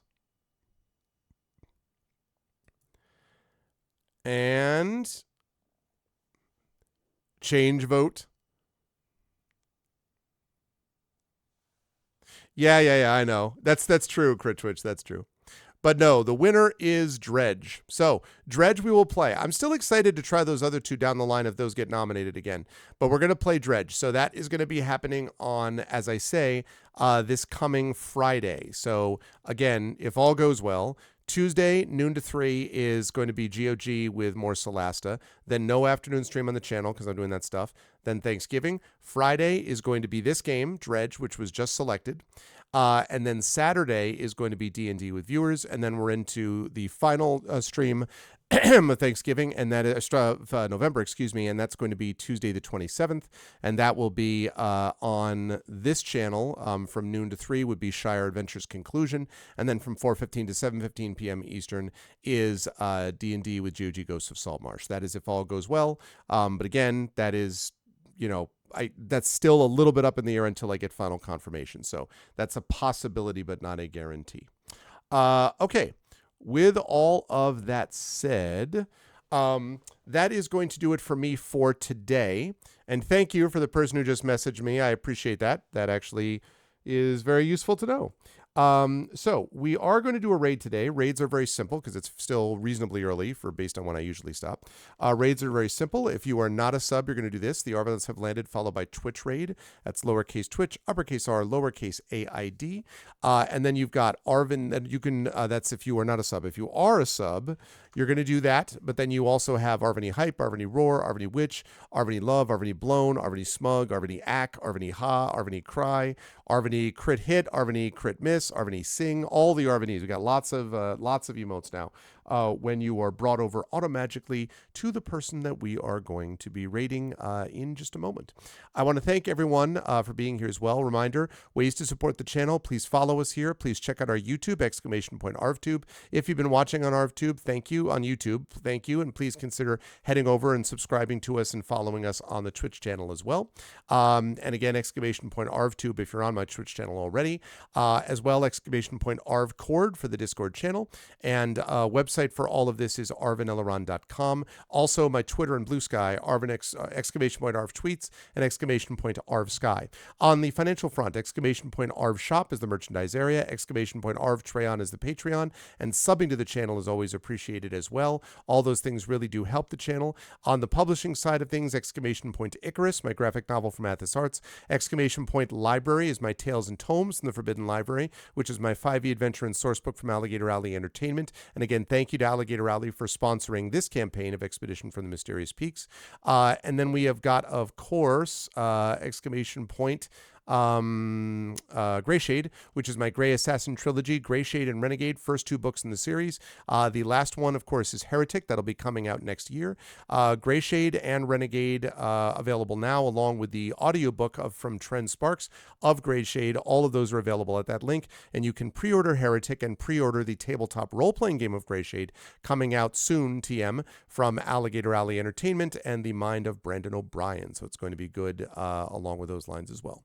And last but certainly not least, exclamation point BLM, Black Lives Matter, important to affirm and assert the significance and importance of Black lives, exclamation point Help Now, the World Health Organization page on suicide prevention, important to reach out to others when you need help and reach out to others when they need help as well, and exclamation point Ukraine, Ukraine, to help the people of Ukraine as they fight back against an illegal and illegitimate war with bravery and courage, and send the message that we will do so in the future for others who are in a similar situation. Otherwise, I will see you folks back here on this channel, as I say, Tuesday, noon, actually not on this channel, over on GOG.com, I'm sorry, at noon Eastern for Pen and Pixels and Solasta, and then back on this channel Friday for the Patreon-fueled Chat Chosen Game of the Month, which will be Dredge. So that's what we've got going on with that. Otherwise, please stick around for the raid. Please spread the word about the show. Let everyone know about it. And thank you all so much for being here and being awesome. Thank you to my wonderful mods, Dragon Spear, Drew the Damager, Prince Justin, Shadow Mage, Triffity Mats, Best in the Business. Thanks as well to my Patreon supporters and subscribers, Dragon, Drew, Prince Justin, Shadow Mage, Triffid, Crit Twitch, Mrs. Dunsel, and my viewers, Jagtris, Mark, and Steven. Thank you so much to them and the YouTube folks for everything, and I will see all of you lovely folks back on the GOG channel on Tuesday and back here next Friday for more D&D with viewers. Until then, everyone, please be good to each other. Stick around for the raid, and much love. I'll see you soon. Bye for now.